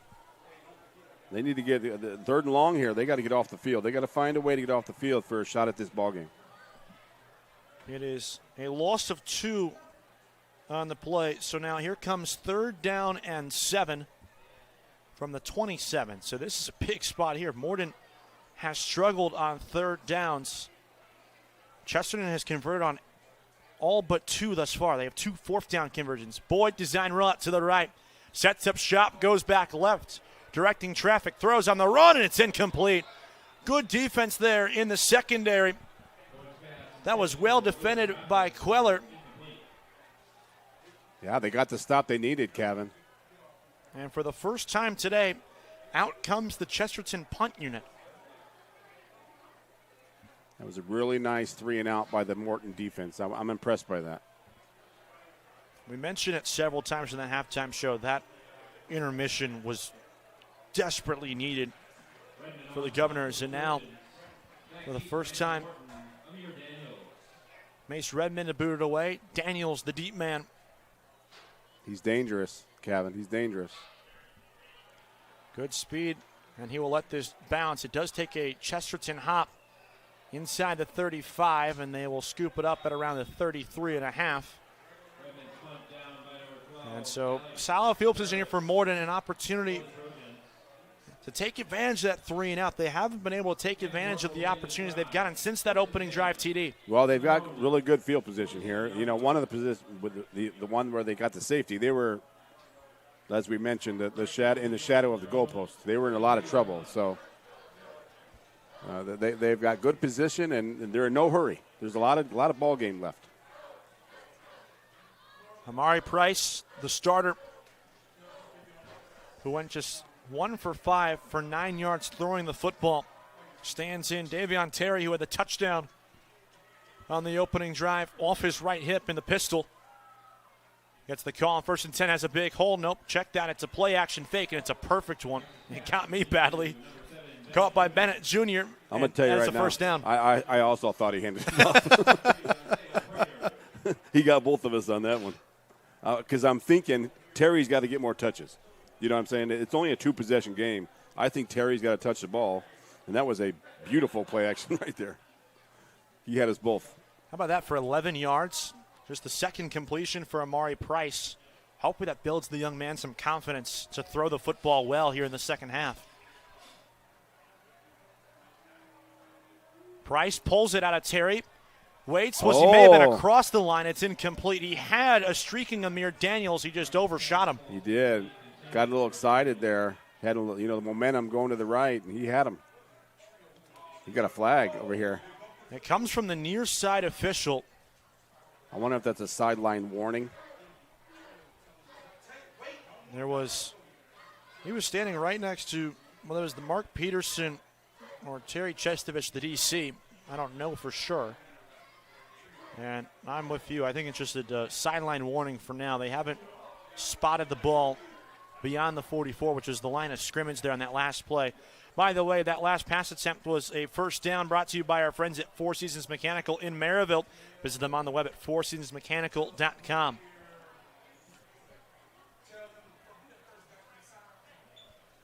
Price still in there. Only 6 in the box here.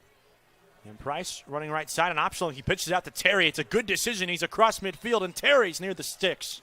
Yeah, I think he's got to get more touches, Kevin. I think he's dangerous. He's a real threat with the football in his hands. And then that'll open up the downfield looks later on. He stepped out of bounds there, a little short. Yeah, he's 2 yards shy of it, so it's an 8-yard pickup on second down. So now here comes third and very manageable. It's 3rd down and 2.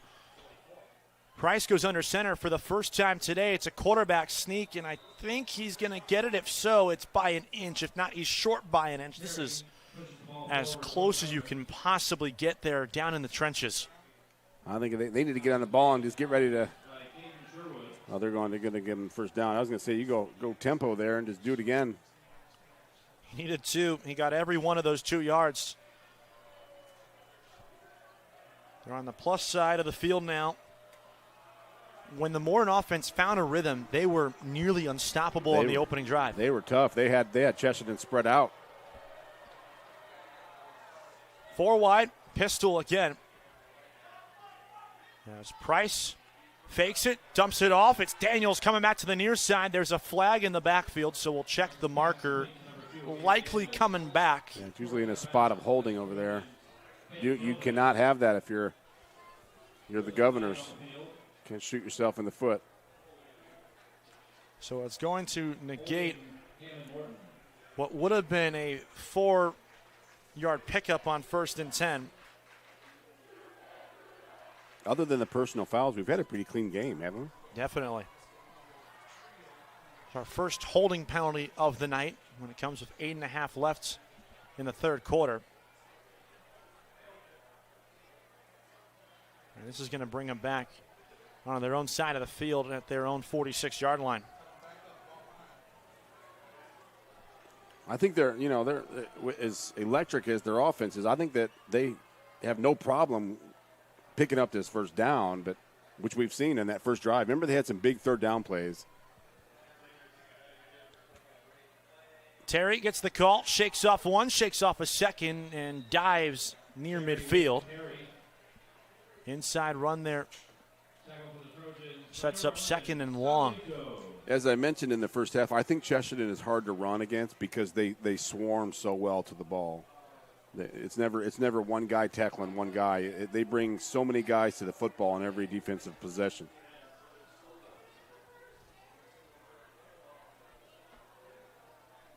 Just 2 yards there for the senior running back, transferred into this program.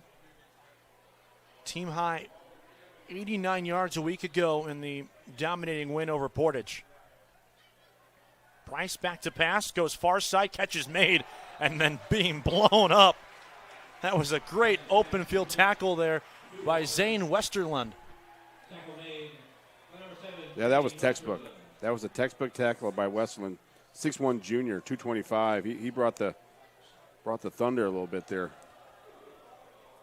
That was Daniels on the catch, and now here comes 3rd and 14. If they get half of this here, 6-7 yards, it's in that little sticky area where you might not punt, you might go for it. So you don't need it all here.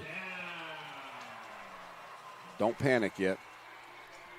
They got 2 yards, so now 3rd and a mile as Price sets up shop. Going to take a shot down the far sideline into traffic. It's incomplete, but there is a flag. Yeah. This will be pass interference and a first down for Morton. It was. As long as that receiver comes back and makes a play on the ball, and the defender doesn't know where the ball is, that's hard for the secondary to defend that. And that was well played there because, like you said, the receiver turned around and realized he could draw the foul, and he did. Yeah. And the defender has no idea where the ball is. So now this is going to give a fresh set of downs here. I don't know if it's an automatic first down, Kevin, in high school ball. Well, it was 3rd and 13, so the 15-yard penalty would give it to them. My bad. Either way. I got what you were saying, though. Yeah. I was working the scoreboard one night, and I made that mistake. That's why I said that. No, I follow completely. I was just doing some basic math, but I did go to journalism school, so I didn't really major in math. Yeah. I teach 5th grade, so my math skills are not – we're working on the double-digit numbers yet. We're doing this together at this point. Absolutely. Week 2, man. It's here. It's like our Morton new conference agenda. Yeah. So here's a fresh set of downs and a Four Seasons Mechanical in Maryville first down. High snap, Price collects, rolls out, connects, and beg your pardon, is actually dropped by Bennett. He had Cordero Bennett there on the near sideline. He just simply dropped the ball. I think Price did a good job of just getting rid of that one. He had Chesterton. It was a high snap. Might be another hold. Yep. And this is going to send them back beyond the sticks again. Penalties have derailed what had been a good opening drive so far for Morton. That's another second holding penalty in this one. They're certainly making it hard on themselves, aren't they? Especially down by 10, and your defense has struggled to get off the field. They did have that great 3-and-out to start, but a long, methodical drive where you can come away with points here does dividends for this defense and their momentum. Yeah, either a touchdown or a field goal. You make it a one-possession game, so. But you got to put points on the board here because Chesterton will eat clock. We've learned that. So now, from the 44-yard line, another high snap. Price gives it off. Terry just may have gone across the line for one, and that's all. Yeah, number 8, Lucas Anderson on that, but there's still, as I mentioned, it's hard to run against Chesterton because they swarmed to it. There was 3 or 4 guys on it. 1-yard pickup, so it's now going to be second down and 19 from the 43-yard line. Terry, a 1-yard gain there. Anderson, a senior, one of the many players honored pregame. Team's second leading tackler in 2024. Good spot for a little screenplay. You got a little inside screenplay. They do have the speed outside with both Mike Walker and Amir Daniels. Price looks that way. He goes to Daniels. will be tackled just shy of the original line of scrimmage, and now here's 3rd and long, but still pretty manageable, all things considered. As we mentioned, if he gets 6 or 7 here, then you're in a manageable 4th down, but you got to get something here. You don't got to get it all. Last time, Chesterton kind of bailed them out with that pass interference. That one good for 6 there. Now here comes 3rd down and 13.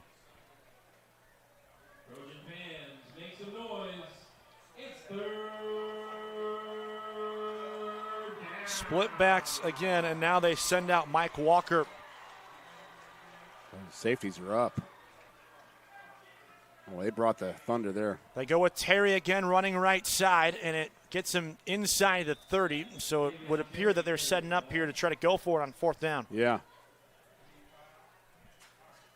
Nice little draw play to the right side. Again, puts him in a manageable spot. You got 4th and about 6 here. Yep. 7-yard pickup. And the offense stays out there, which means this is 4-down territory here. And it's sponsored by our friends at Four Seasons Mechanical in Maryville, your Northwest Indiana heating and air conditioning specialists. They need 6. Look at this wide side here, Kevin. Maybe clear it out and run. It's Bennett and Daniels down there. Price under duress, gets rid of it. Throws near side, it's caught. And getting twisted out of bounds inside the 15-yard line goes Amir Daniels, but he does move the sticks. And he's in a lot of pain. Daniels grabbing that left leg of his. He was tackled awkwardly there on the sideline. Yeah, the Morton staff here upstairs thinks it was a late hit, but I thought Davion Terry did a good job of stepping up and taking that block.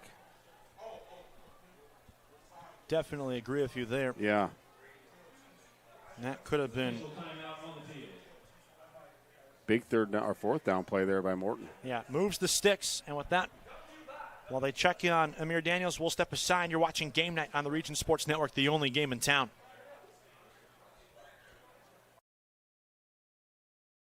At Strachan Van Til, we believe grocery shopping should be simple. Now, shopping is easier than ever with our new and improved website. Find what you need fast. Browse your favorite products, add them to your cart, and check out in just a few quick steps. Choose between convenient in-store pickup or let us handle the heavy lifting. From our shelves to your doorstep, skip the lines, shop your way, and spend more time on what matters most. With our rewards program, enjoy incredible savings and personalized offers every time you shop. Shop online now at strachanvantil.com or download our app today. Hi, I'm Crowd Company's Lantern Man. If you're a contractor, it's my job to make your insurance coverage simple and affordable. Because I know time is money, I'll come to your business. Certificates and bonds are a snap. Wherever you are, whatever business you're in, we've got you covered. As Crowd Company's Lantern Man, I'm your insurance superhero. Crowd Companies, insurance professionals. Highland, Merrillville, and Michigan City. Welcome back in a matchup between number 8 Chesterton and number 9 Morton. Visit regionsports.com, Facebook /Region Sports Nation, Instagram, and Region Sports Network's YouTube for this week's Home Improvement Top 10 presented by Enigenberg Exteriors. Enigenberg Exteriors, you can find them on the web at ebergexteriors.com. First down presented by Four Seasons Mechanical in Maryville. Price, the throw goes far sideline. Catch is made, headed for the pylon. It's a touchdown for Marcus McBride. There is a flag down, though, on the near sideline, so we'll hold on for a moment. As we mentioned, they're making this hard on themselves.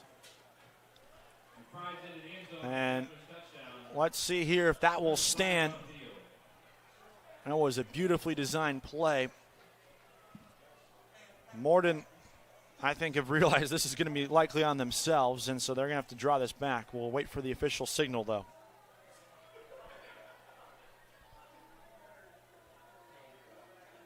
Well, they've shown they can recover from a penalty, right? They've done it 2 or 3 times this drive, and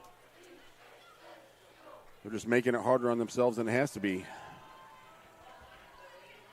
As it stands, it's a 15-yard passing touchdown for Marcus McBride. And the officials are going to go to the Chesterton sideline and speak with Coach Mark Peterson.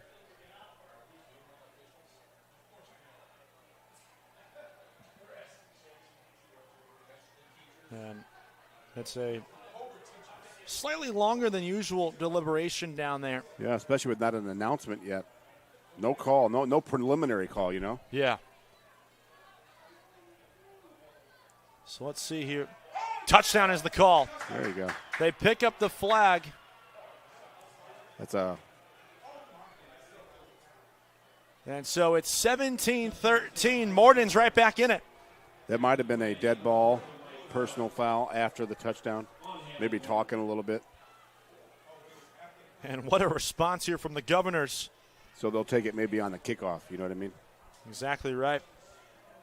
And that was on another Four Seasons Mechanical first down, brought to you by our friends at Four Seasons Mechanical in Maryville. Visit them on the web at fourseasonsmechanical.com. They convert for a 15-yard score to Marcus McBride. His first touchdown on the season.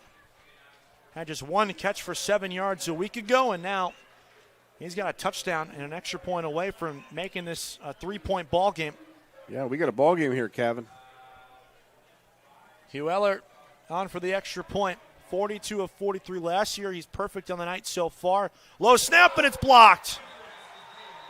Dead. It's dead. High school rules, it's dead. It's a big play.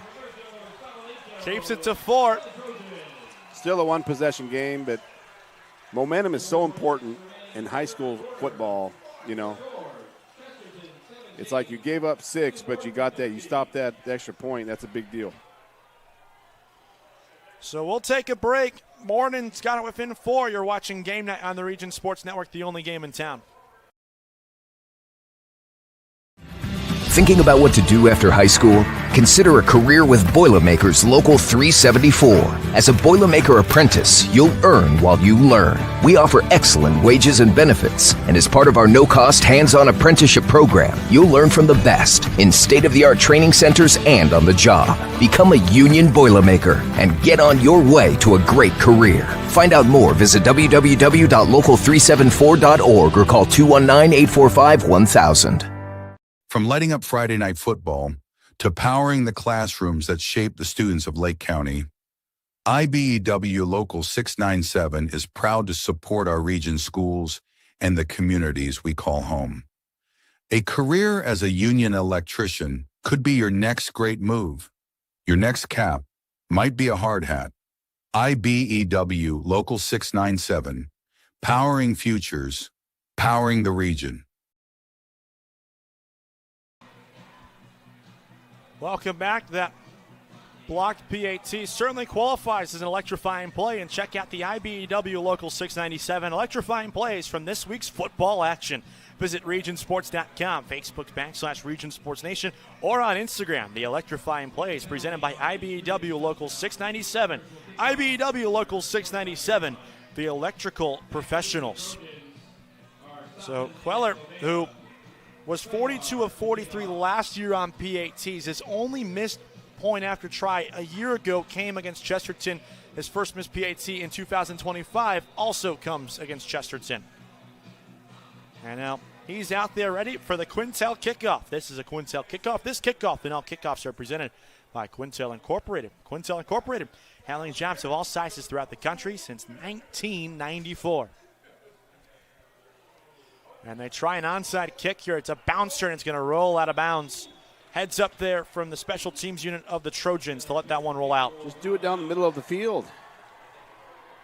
So that was a penalty. You're already backed up from where you had to kick it from. Now you're backed up even more. Chesterton's got great field position here.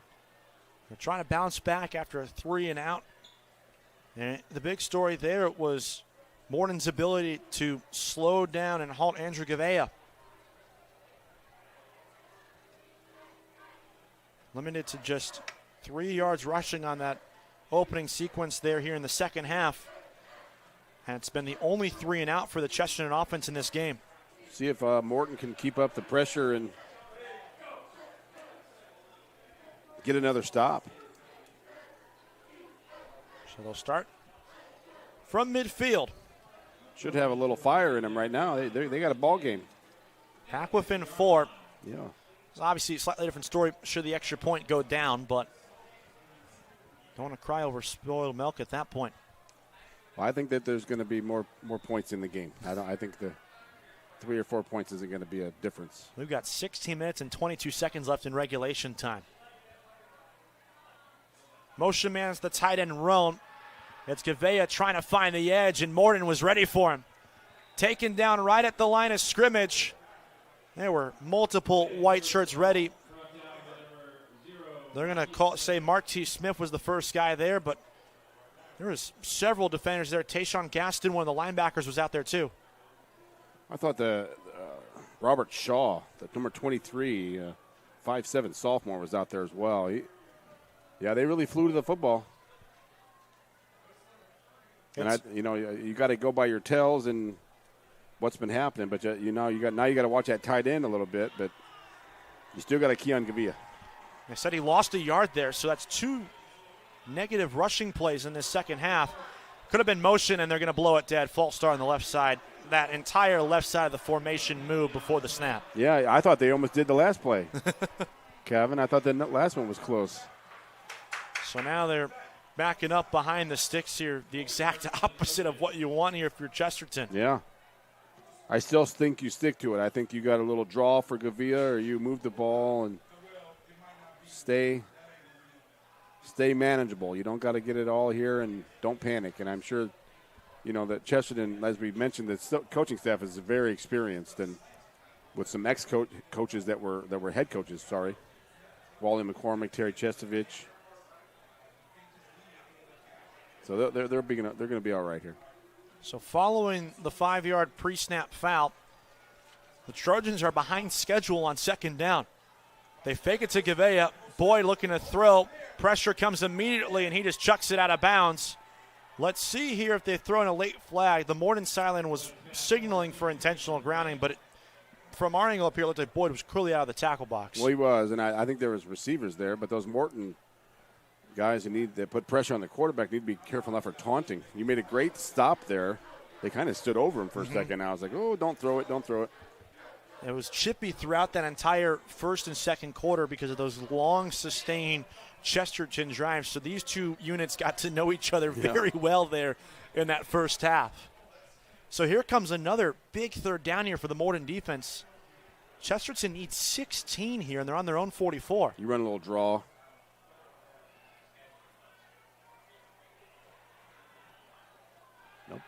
Boyd looking inside, catches made, but it's still plenty short.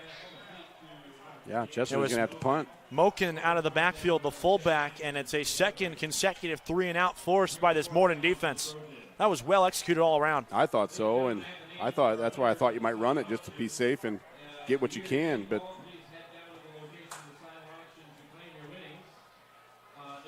Chesterton has put themselves in position where they've had to throw the ball. They become very predictable. Watch your. I smell a fake or something, something they got to do. Oh, low snap. Redmond cleans up the procedure and boots it away.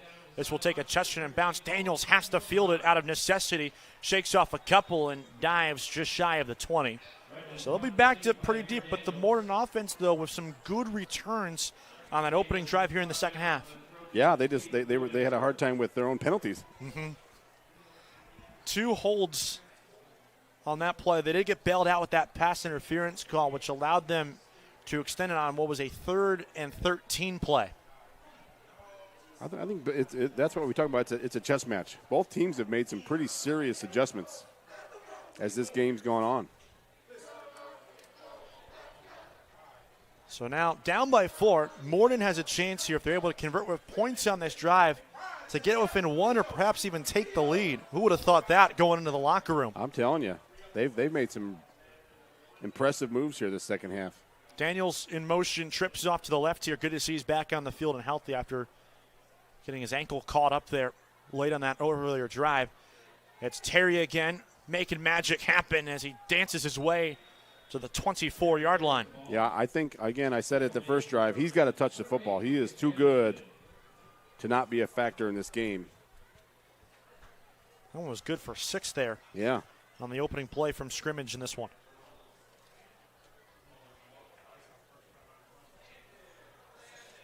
He's got getaway speed as well if he can find that second level, which is what Chesterton's trying to prevent here.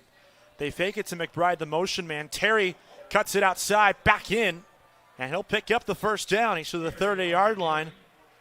And that right there was some eye candy pre-snap, which allowed Terry to find some open green grass. Yeah, I thought that was great. Great play setup. So we have a Trojan down on the field here. And he's back up under his own power. And that first down is brought to you by Four Seasons Mechanical in Maryville. You're in Northwest Indiana heating and air conditioning specialists.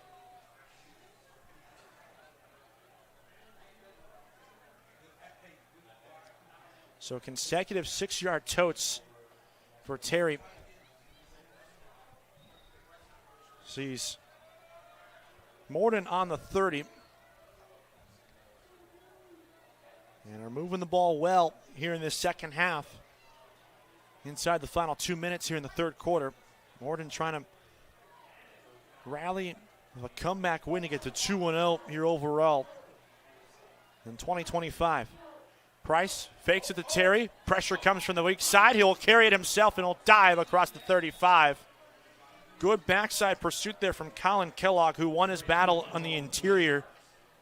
But overall, though, Amari Price heads up play, picks up 5 on 1st and 10. I love how they're moving the ball on the ground one way or the other. And again, you keen on Terry because he's 1,500 yards last year, and he's a quality back. But you gotta put it in his hands every once in a while. I think they got away from that a little bit after their scoring drive in the first half.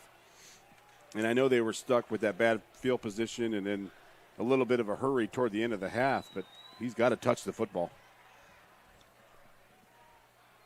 Inside the final minute, Price fakes the Terry, goes far side, catch made by Daniels, makes a couple of man miss, cuts back inside, he's across the 45, and it's Ball's another down. First down. Ball's out. Or was he down? Officials calling him down on the far side. So it's going to save Daniels. Kellogg with the tackle, and even the far side official comes in and says down 2 on contact. Right. Well, just that play action to Terry there is opening things up. It occupies those linebackers.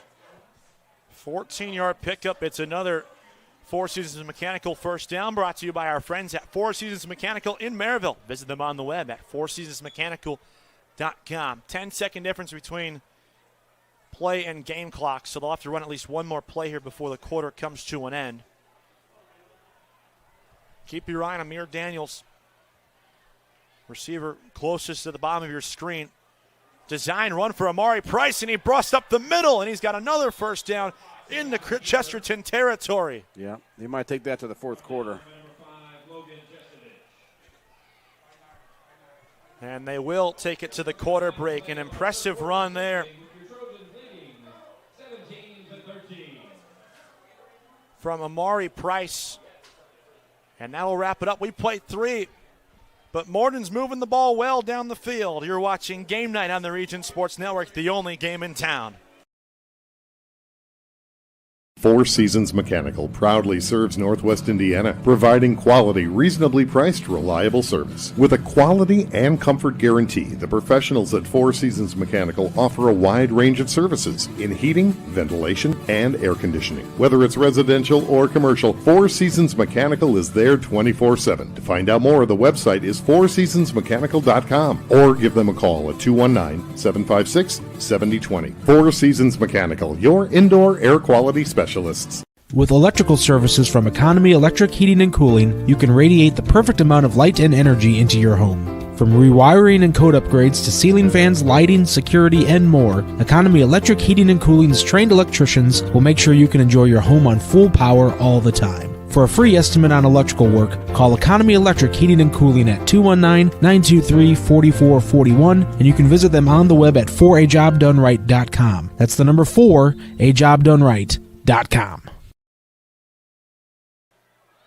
The fourth quarter begins with a first down. That's brought to you by Four Seasons Mechanical in Maryville. Visit them on the web at fourseasonsmechanical.com. Amari Price's 16-yard run brings Morton into Trojan territory.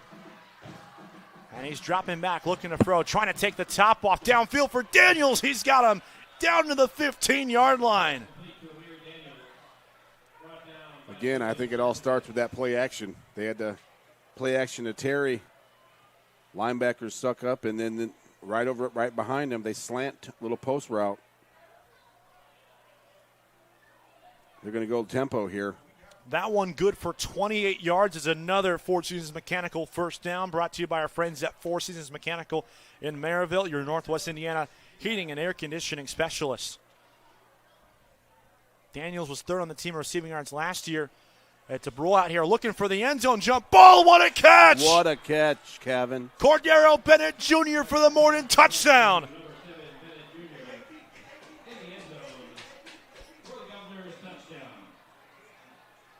And just like that, the Governors take the lead. That was an athletic play. That's not fair. It's hard to defend that. Cordero Bennett Jr., sophomore, 6'5", sophomore. Had just one catch in his varsity debut last week. It was good for 20 yards. He comes out here looking like prime Randy Moss. Well, he's 6'5", so he's a matchup problem as it is. They're going to go for two here. Price has to escape. Pursuits out to his left and is taken down. So the 2-point try unsuccessful. And so it's a 2-point game yet again. 11:28 left here in the fourth quarter.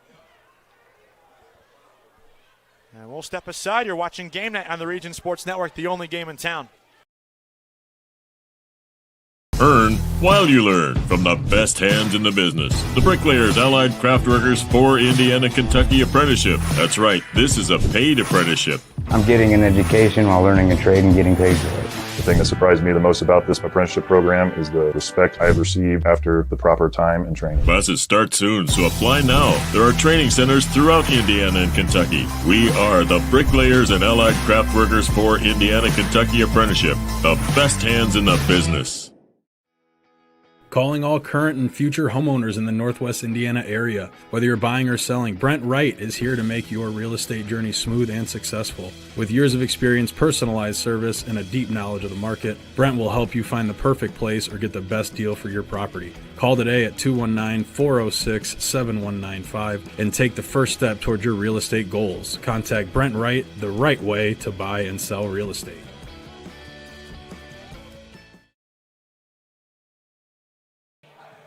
Stay with us after the game when we'll name the proud Union home player of the game, presented by Ironworkers Local 395. Ironworkers Local 395. For more information on the apprenticeship program, check out ironworkers395.com. And that catch by Cordero Bennett Jr., right now the leading candidate for our proud Union home player of the game. A spectacular grab. It gives Morton the lead, and now they're set to kick it away. This is a Quintel kickoff. This kickoff and all kickoffs are presented by Quintel Incorporated. They go back on the ground with it. Angling right and having a hole there across the far sideline is Bradley Robinson, and Robinson's all the way nearing Morton territory. He's out of bounds at the 47-yard line. You got two teams here just trading punches, right? I mean, just no one's backing down. As soon as you think momentum shifts, Chesterton here's taking it right back. He's stepped out the 48.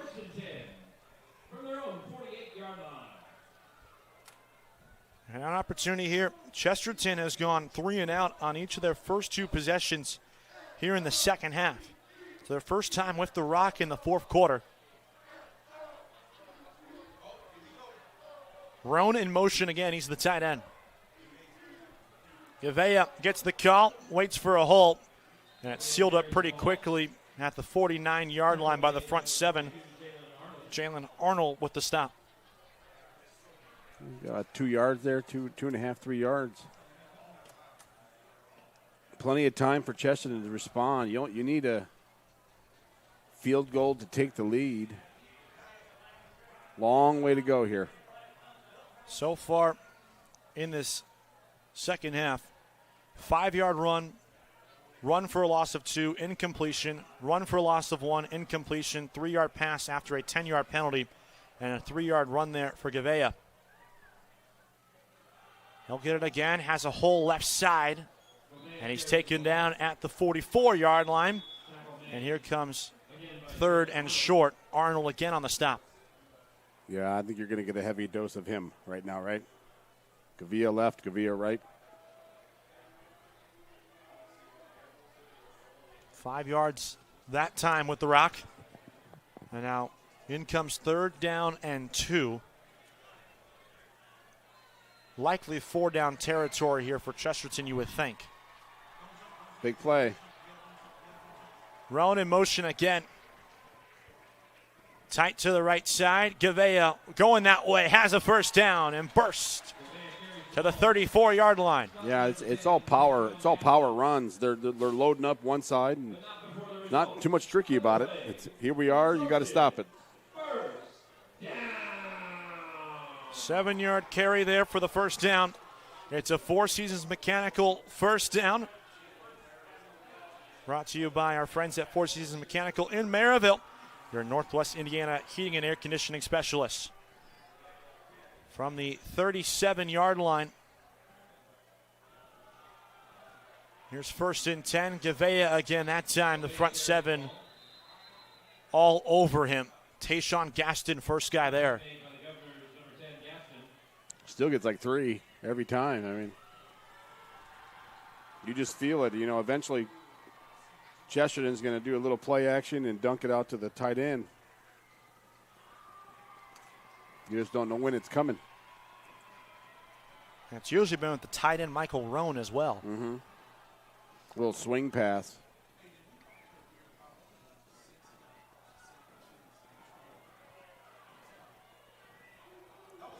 Gavea again puts a man in the ground as he lowers his shoulder inside the 30. Yeah, as we mentioned, we're kind of near the Hammond Morton defensive coaches, but the left side of the Chesterton offensive line is moving. Yeah. They are right on the snap or just before it. He wanted a false start, and I think he's pretty right. He's pretty close. But like I said, right now you just follow the blockers and follow where the tight end goes. They're just going power football right now. 3rd down and 2 from the 29-yard line. There they go. They go to the right. Wonder which side they're running it. It's Gavea up the gut that time. Yeah. And he drops the shoulder down inside the 25. It's another Four Seasons Mechanical first down, brought to you by our friends at Four Seasons Mechanical in Maryville. Visit them on the web at fourseasonsmechanical.com. More times than not, Kevin, the game is won in the trenches, right? And that's right now. Chesterton's claiming that's their area right now. That's where the game's won. And Hammond Morton's got to dig deep here and own that area.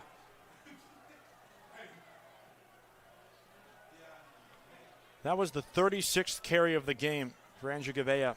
To your point about winning in the trenches, here's 37, and it's right at the line of scrimmage. Yeah.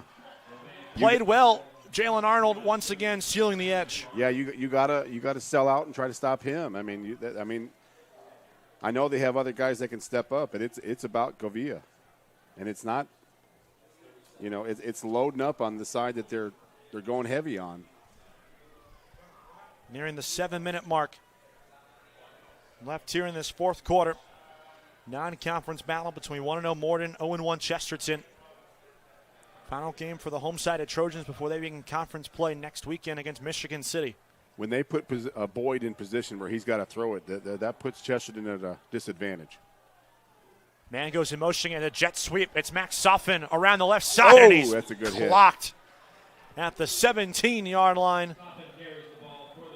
It's a solid pickup, but the focus is on the hit. Yeah. Laid on there by Antonio McElroy. He didn't play in that first half. He's played in the second half. He's looked really good. He put some, laid some lumber there.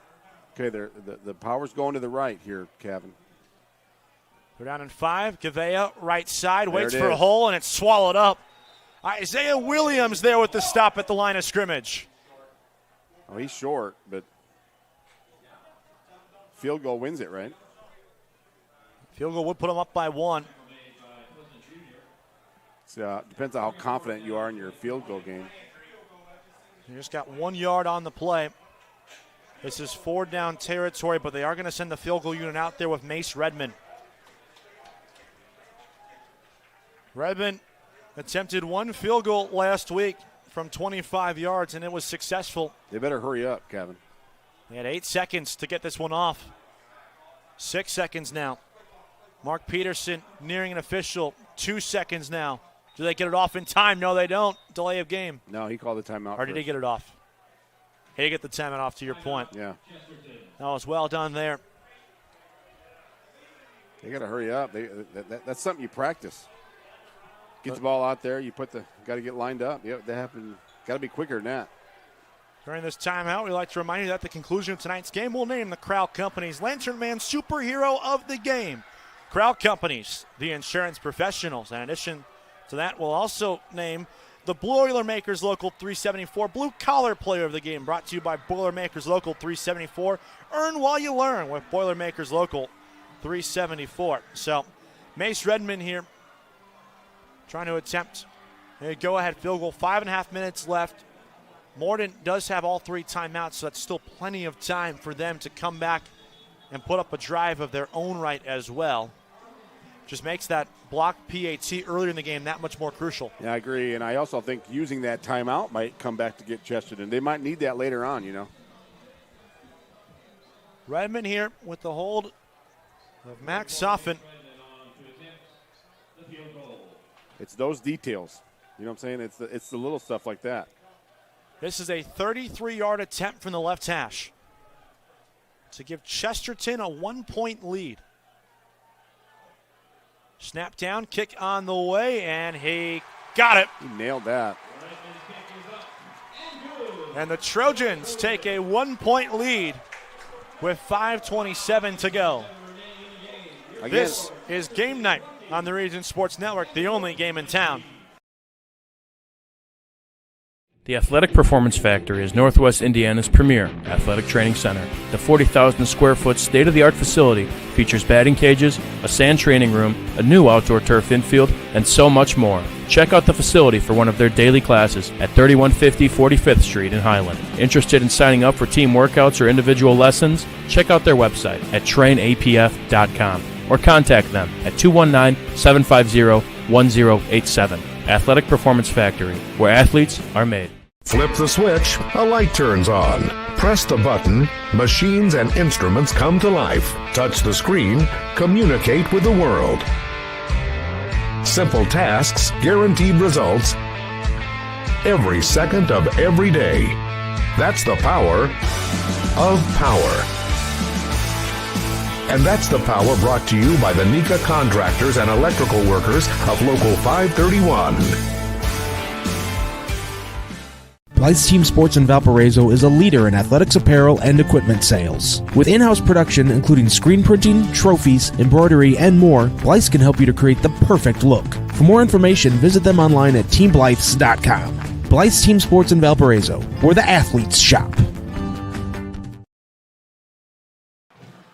This is a Quintel kickoff. This kickoff and all kickoffs are presented by Quintel Incorporated. Quintel Incorporated handling jobs of all sizes throughout the country since 1994. And Marty Smith able to bring it out to around the 23-yard line. And Anderson with the tackle. So now the Morton offense, who looks like a completely different unit here in the second half, has an opportunity.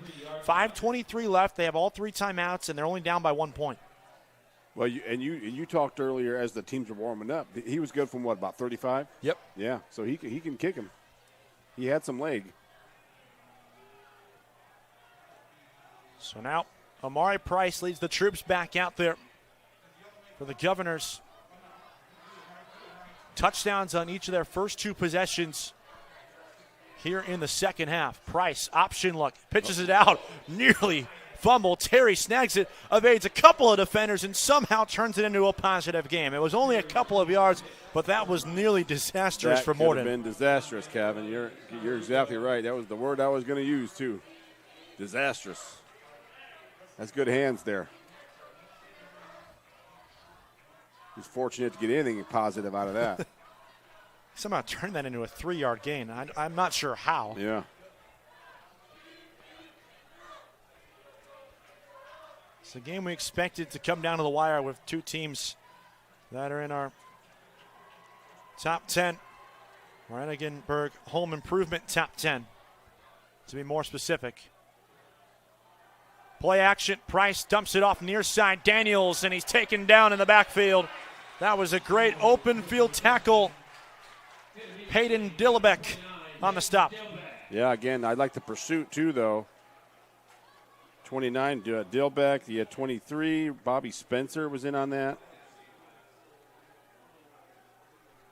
They lose a yard, and here comes 3rd down and 8. Big play. Is this 4-down territory already? You're looking at the clock. I mean, with the way they've been running the ball, I would say yes. What about you? It's pretty close, man. You're under 4 minutes. So that being said, you don't got to get it all here. You got get like 5.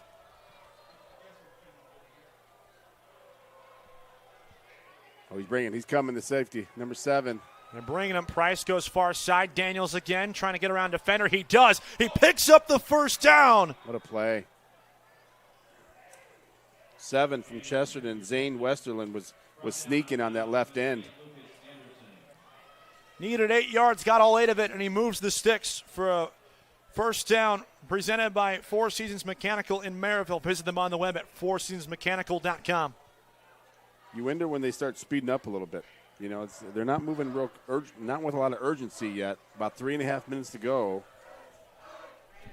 From the 33, Price, pressure comes, evades the would-be sacker, and then he goes down. Back at the 30-yard line, and we'll see if Mac Mishler uses his first timeout. He has not yet signaled for it as the clock continues to run. I think as that quarterback develops, once he got away from the first guy, he's got to get rid of that football. He's got to throw the football. Live to see another day. Behind schedule now on 2nd down. Clock about to strike. 3 minutes left. The target area or so for Queller is the 25-yard line of Chesterton. Yeah, they have a long way to go. Price going to take a shot. Wide open man. He's got McBride in stride all the way down inside the Trojan 40. How does he get that open, Kevin? How does he get that open? That's a blown coverage. That's now 2 big-time plays for Marcus McBride in this second half.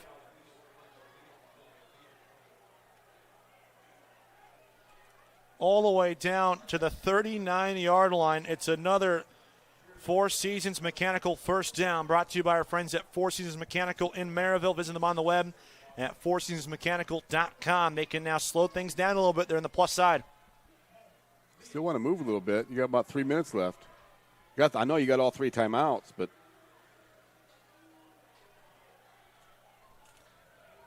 Price off the 31-yard completion to McBride. He's going to take another shot over the middle looking for Daniels, and he overshoots him by a couple of yards. Clock stops, 2:10 left. Keep in mind, no 2-minute timeout at the high school level. I think you got to go back to Terry. You can't forget about him. He's your guy. Feed him a little bit here.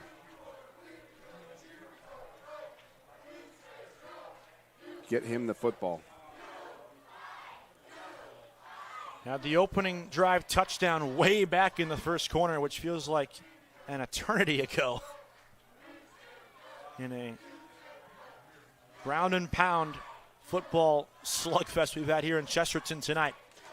Here's 2nd down and 10. Screen pass left side. Daniels again looking for some help and blockers. He's taken down at the 36-yard line. Good open field hit there. Logan Chestovich, the defensive back, with the stop. Yeah, he tackled him up high. But that was a good solo tackle there. Limits the damage. There's 2 yards, and now here comes 3rd down and 8. We had the question earlier. This is definitely 4-down territory, correct? Yeah, but they are taking their time here. They do have 3 timeouts. 95 seconds left in regulation time. You got a minute 30 here, Kevin. I mean, they're taking their time. 8 left on the play clock. 3rd down and 8. Price heaves it far side, and it's nearly intercepted. That would have been the game if Peyton Dillebeck was able to make a great diving catch. And now here comes 4th down and 8. This is the ball game right here and it's 4-down territory.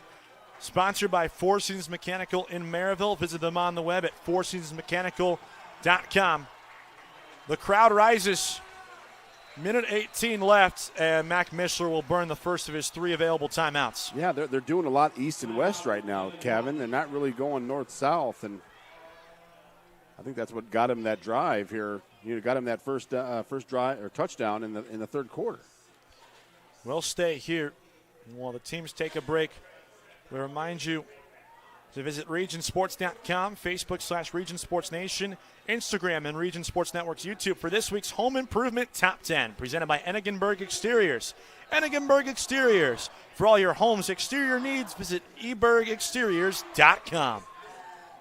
4th down and 8. What are you drawing up here if you're Coach Mishler and the offensive staff? I think it's got. I mean, I know they've been doing a lot on the perimeter, but you got to cross the middle or something and have more than one option. You got to run a couple slants but I think you got to cross the middle and get some rub routes or that kind of thing. But right now they're doing a lot outside the hashes, and I think you got to use the middle a little bit. Give that a shot. The line to gain is the Chesterton 29.5. So just for safekeeping, get it inside the 29 and you're fine. Yeah, and if you're Chesterton, I'm bringing heat. Trips off to the right. Game on the line right here on 4th down and 8 with 78 seconds left in regulation time. Price looking for help, running out of time, will escape. Price has an angle. He's got the first down, and he's taken down at the 28-yard line. Wow, he got a first down. He definitely did. That's a bad spot if they rule him just short. The guy... He definitely had it. From our angle up here, looks like he got to the 28-yard line. So they're going to give him forward progress, or did he run back? They're going to measure that? They're going to probably have to bring out the chains here to confirm. That is really close. Chesterton thinks he's short.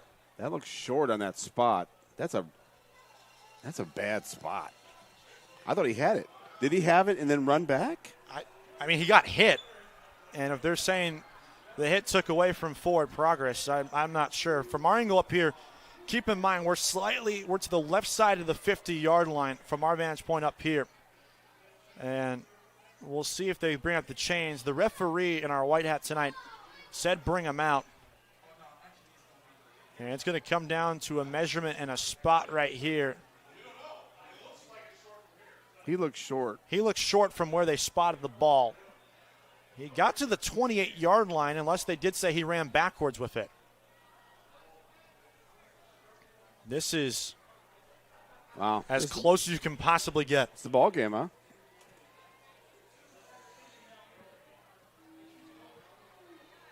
What an effort.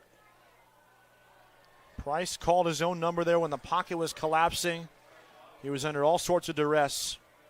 Heck of an effort. That is going to be really close. He's short.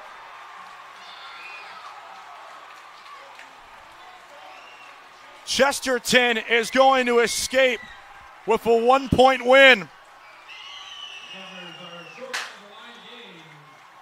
Wow. That's like by links. Links of the chain. Game of inches, huh, Kevin? As cliche as it sounds, this game tonight was decided by literal inches. I think they're going to double-check the spot just to make sure. Oh, they're marking the ball. That's it.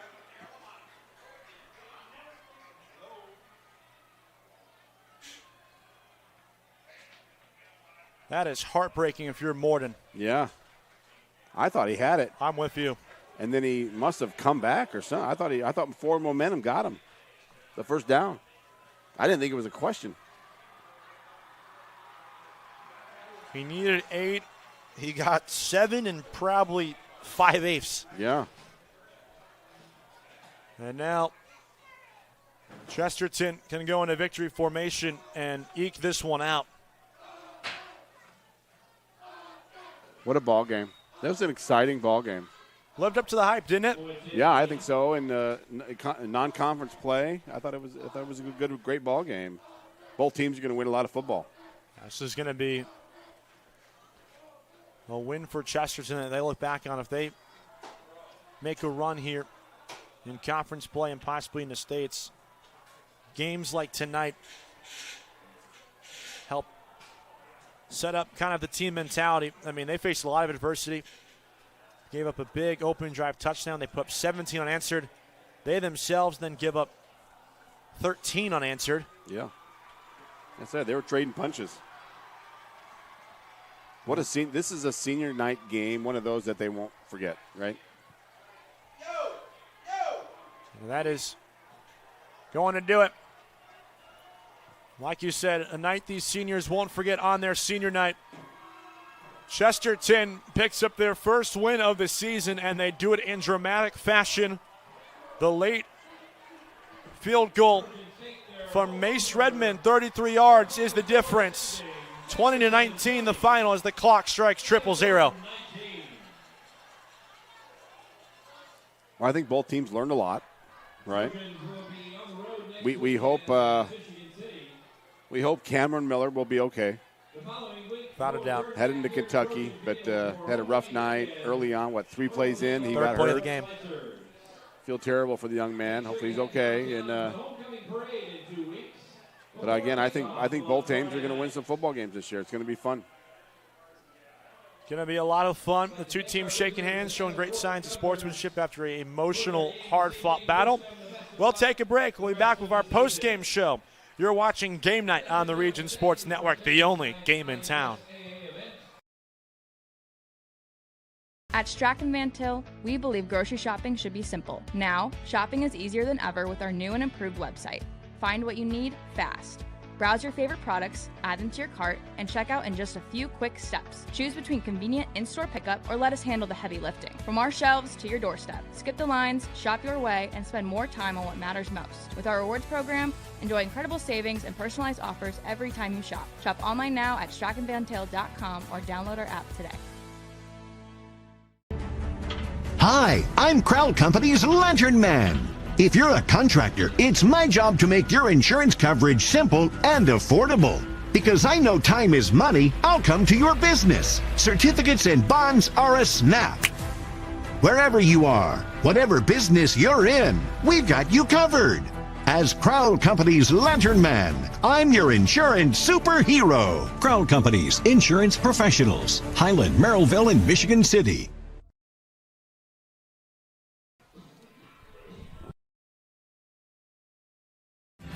Thinking about what to do after high school? Consider a career with Boilermakers Local 374.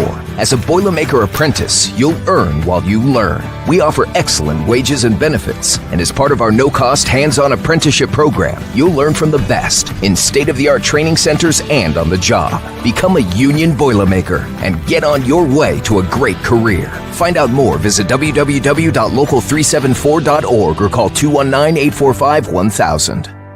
From lighting up Friday night football to powering the classrooms that shape the students of Lake County, IBEW Local 697 is proud to support our region's schools and the communities we call home. A career as a union electrician could be your next great move. Your next cap might be a hard hat.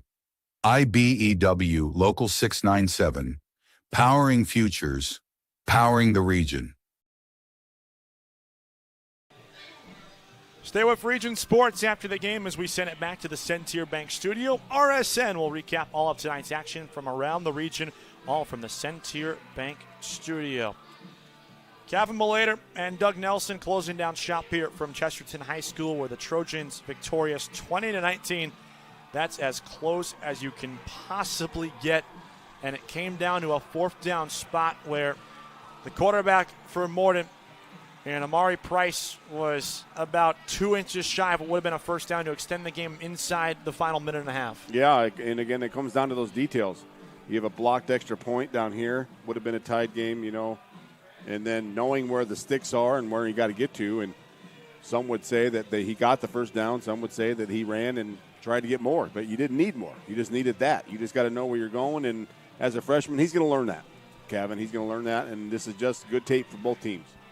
Great tape, great effort, and a valiant comeback from this Morton Governors program. You know They're going to do things. They won the Great Lakes Conference last year. Favorites again to win it. They're a really good program. They'll be back for sure. It's time to name the Crowd Company's Lantern Man Superhero of the Game. Crowd Company's proud to recognize the superheroes on the football field. And the Crowd Company's Lantern Man Superhero of the Game tonight was Andrew Gavea of Chesterton. So good tonight. This was his game on his senior night. 39 carries with a rushing touchdown tonight. He's our superhero of the game. Yeah, he's going to sleep well, Kevin. he's going to ice bath and hit the whirlpool or whatever he does. But yeah, he's going to sleep well. And like I've said, he's the premier, if not the best, one of the best in the Duneland and here in the northern Indiana. So I'm glad he's healthy. Last year he was really dinged up every time we had him out here, and he was beat up and kind of not always 100%. And I'm glad he is 100%, and I'm glad he's having the success he is this early in the year. The Blue Collar Player of the Game brought to you by Boilermakers Local 374. Boilermakers Local 374. Earn while you learn with Boilermakers Local 374. Several candidates tonight. It's Hunter Boyd, the quarterback of Chesterton, faced a lot of adversity. The passing game was a struggle, and when you hand the ball off 39 times, you have to be accurate the few times you throw it, and he was. Yeah, and again, it's a sophomore, and he's growing through every rep. And I thought he did a great job, and at the end of the day, it's a W. And then that's what he did, and he led them, did what he had to do, and that's what winners do. And this is great tape for him, a 19 for 33 performance last week against Hobart. Didn't throw it nearly that much tonight, obviously, with the success on the ground game, but still, he's building great tape after his first 2 career varsity starts, which is what you want here if you're Coach Mark Peterson. Yeah, they're kind of a senior-heavy roster.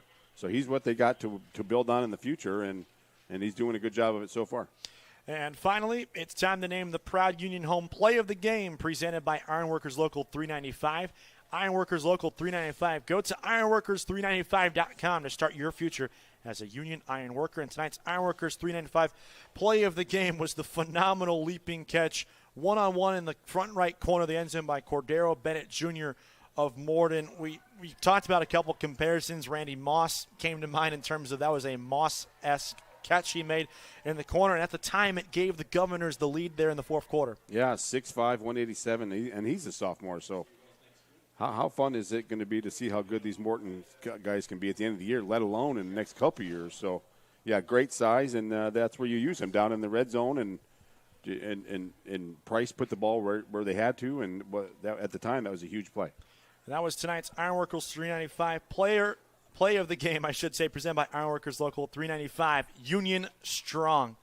That's going to do it for us tonight. Chesterton gets in the win count for the first time here in 2025. They open up conference play in the Duneland Conference next week on September 5th against Michigan City on the road. That's going to be a really fun battle based off what we've seen so far from both programs. Absolutely, and there's a lot of good football here in the region, and with the Duneland or the Greater South Shore and the Crossroads, and it's going to be a fun year. Morton falls to 1-1. Still plenty of time, though. They don't play a conference game until October 3rd against Hammond Central. They play a home game against Shepherd next week. We expect to see a lot more success coming from this Morton team this year. Yeah, they're going to grow. And, again, they're so young. So they're going to do nothing but get better. As we mentioned, hopefully Cameron Miller's okay. 6'5" senior heading to Kentucky. But, he's got such a bright future ahead of him. There's no reason to rush. But get well, buddy. That's going to do it for us tonight. We'd like to give a couple of thank yous to everyone involved with this one. Our executive producer, Chris Ramirez. Our operations manager, Rich Castillo. Sales manager, Heather Ames. Our coordinating producer, Zach Miller. Our sports director, Mike Dewan. Our producer on site tonight's been Zach Zanelli, our great camera operator, battling the early fall temperatures, even in late August, Mario Murillo Jr. Special thanks to the coaches of both teams, Mac Mishler of Morton, Mark Peterson at Chesterton, Sean Kinsey and Jeff Hamstra, the athletic directors for both Morton and Chesterton, respectfully. And finally, we'd like to give a special thank you to you, our viewers on Facebook, /Region Sports Nation, YouTube, /Region Sports, and regionsports.com. For my partner, Doug Nelson, I've been Kevin Malater saying so long from Chesterton. You're watching Game Night on the Region Sports Network, the only game in town.